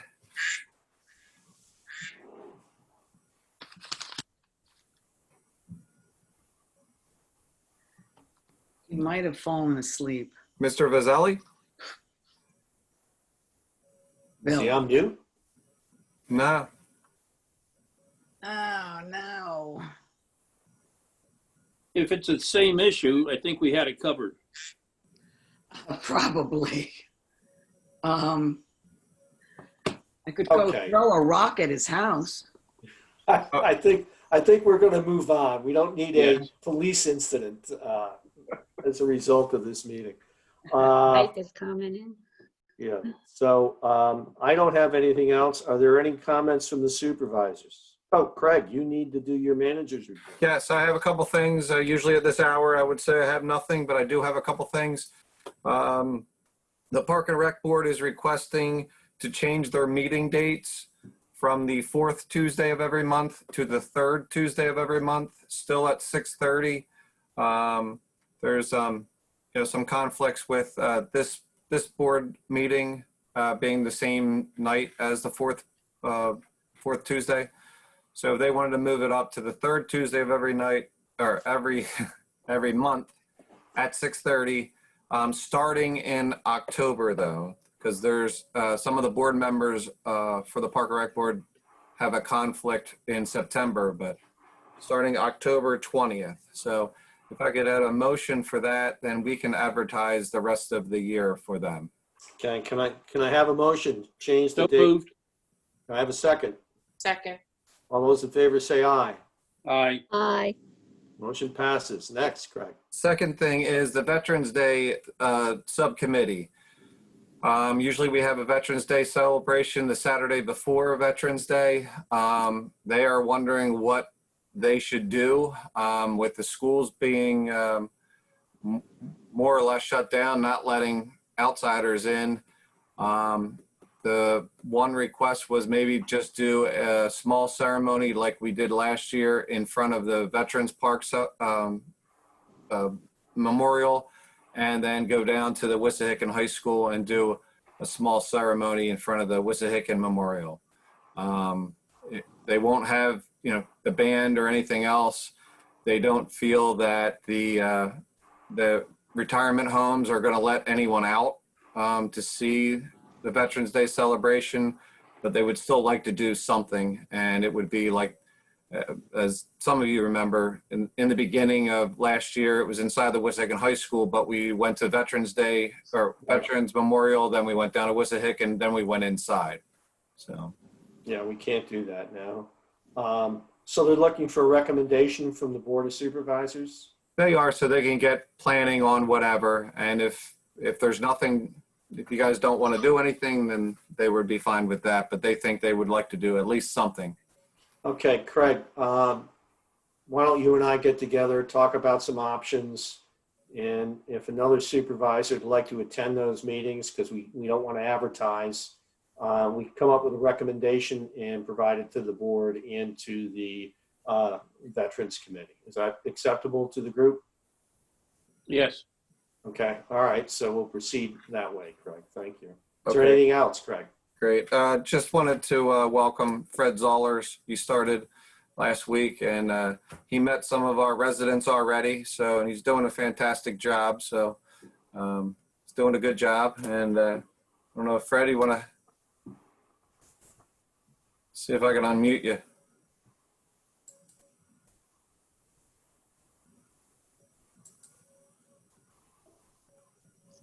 Okay, I'm here. Welcome, Fred. Thank you. Thanks for letting me have this opportunity, and glad to be part of the Lower Gwinnett community. Well, I'll put you on the spot next time around because you got some big shoes to fill. Okay. And we always peppered Mike with lots of questions. And now it's going to be your turn. I'll try to be ready. Okay. Thank you very much. Thank you. All right, Craig, are you done? I'm done. Supervisors, are there any comments? I do. I think we covered a lot this evening with the long meeting. I just like to mention something to the staff, and that is we have electronic sign in front of Lower Gwinnett Township building, which is well received. I think the staff has to seriously take a look at presenting a proposal to make an electronic sign down at the corner of Bethlehem Pike and Penland Bluebell Pike. That signage down there has probably 3 to 4 times as much traffic. And it was discussed a year ago, but I think we're missing a fine opportunity to, number one, make it easier for our staff to change the signage. And number two, I think we would get better results from a professional sign being put down there.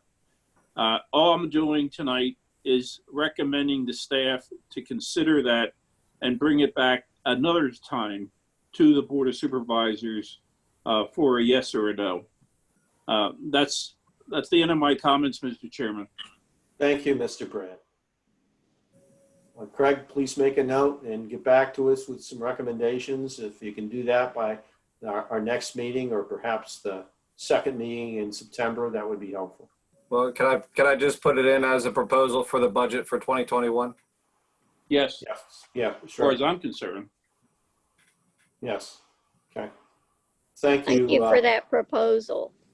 Right. Thank you. And so any other comment from a supervisor? I just want to welcome Fred, thank all the staff for their hard work and everybody that participated in our extended meetings via Zoom. Thank you, guys. I'll second that. Okay. All right, I think we're done. Thank you, everybody, for your patience. We have a lot of new players on here. I see Tom is still there. Well, thank you, Tom. And Neil, our new solicitor. And, and we have Fred, and everybody's been very patient. So thank you all for attending, and this meeting is adjourned. Right. Thank you. Thank you.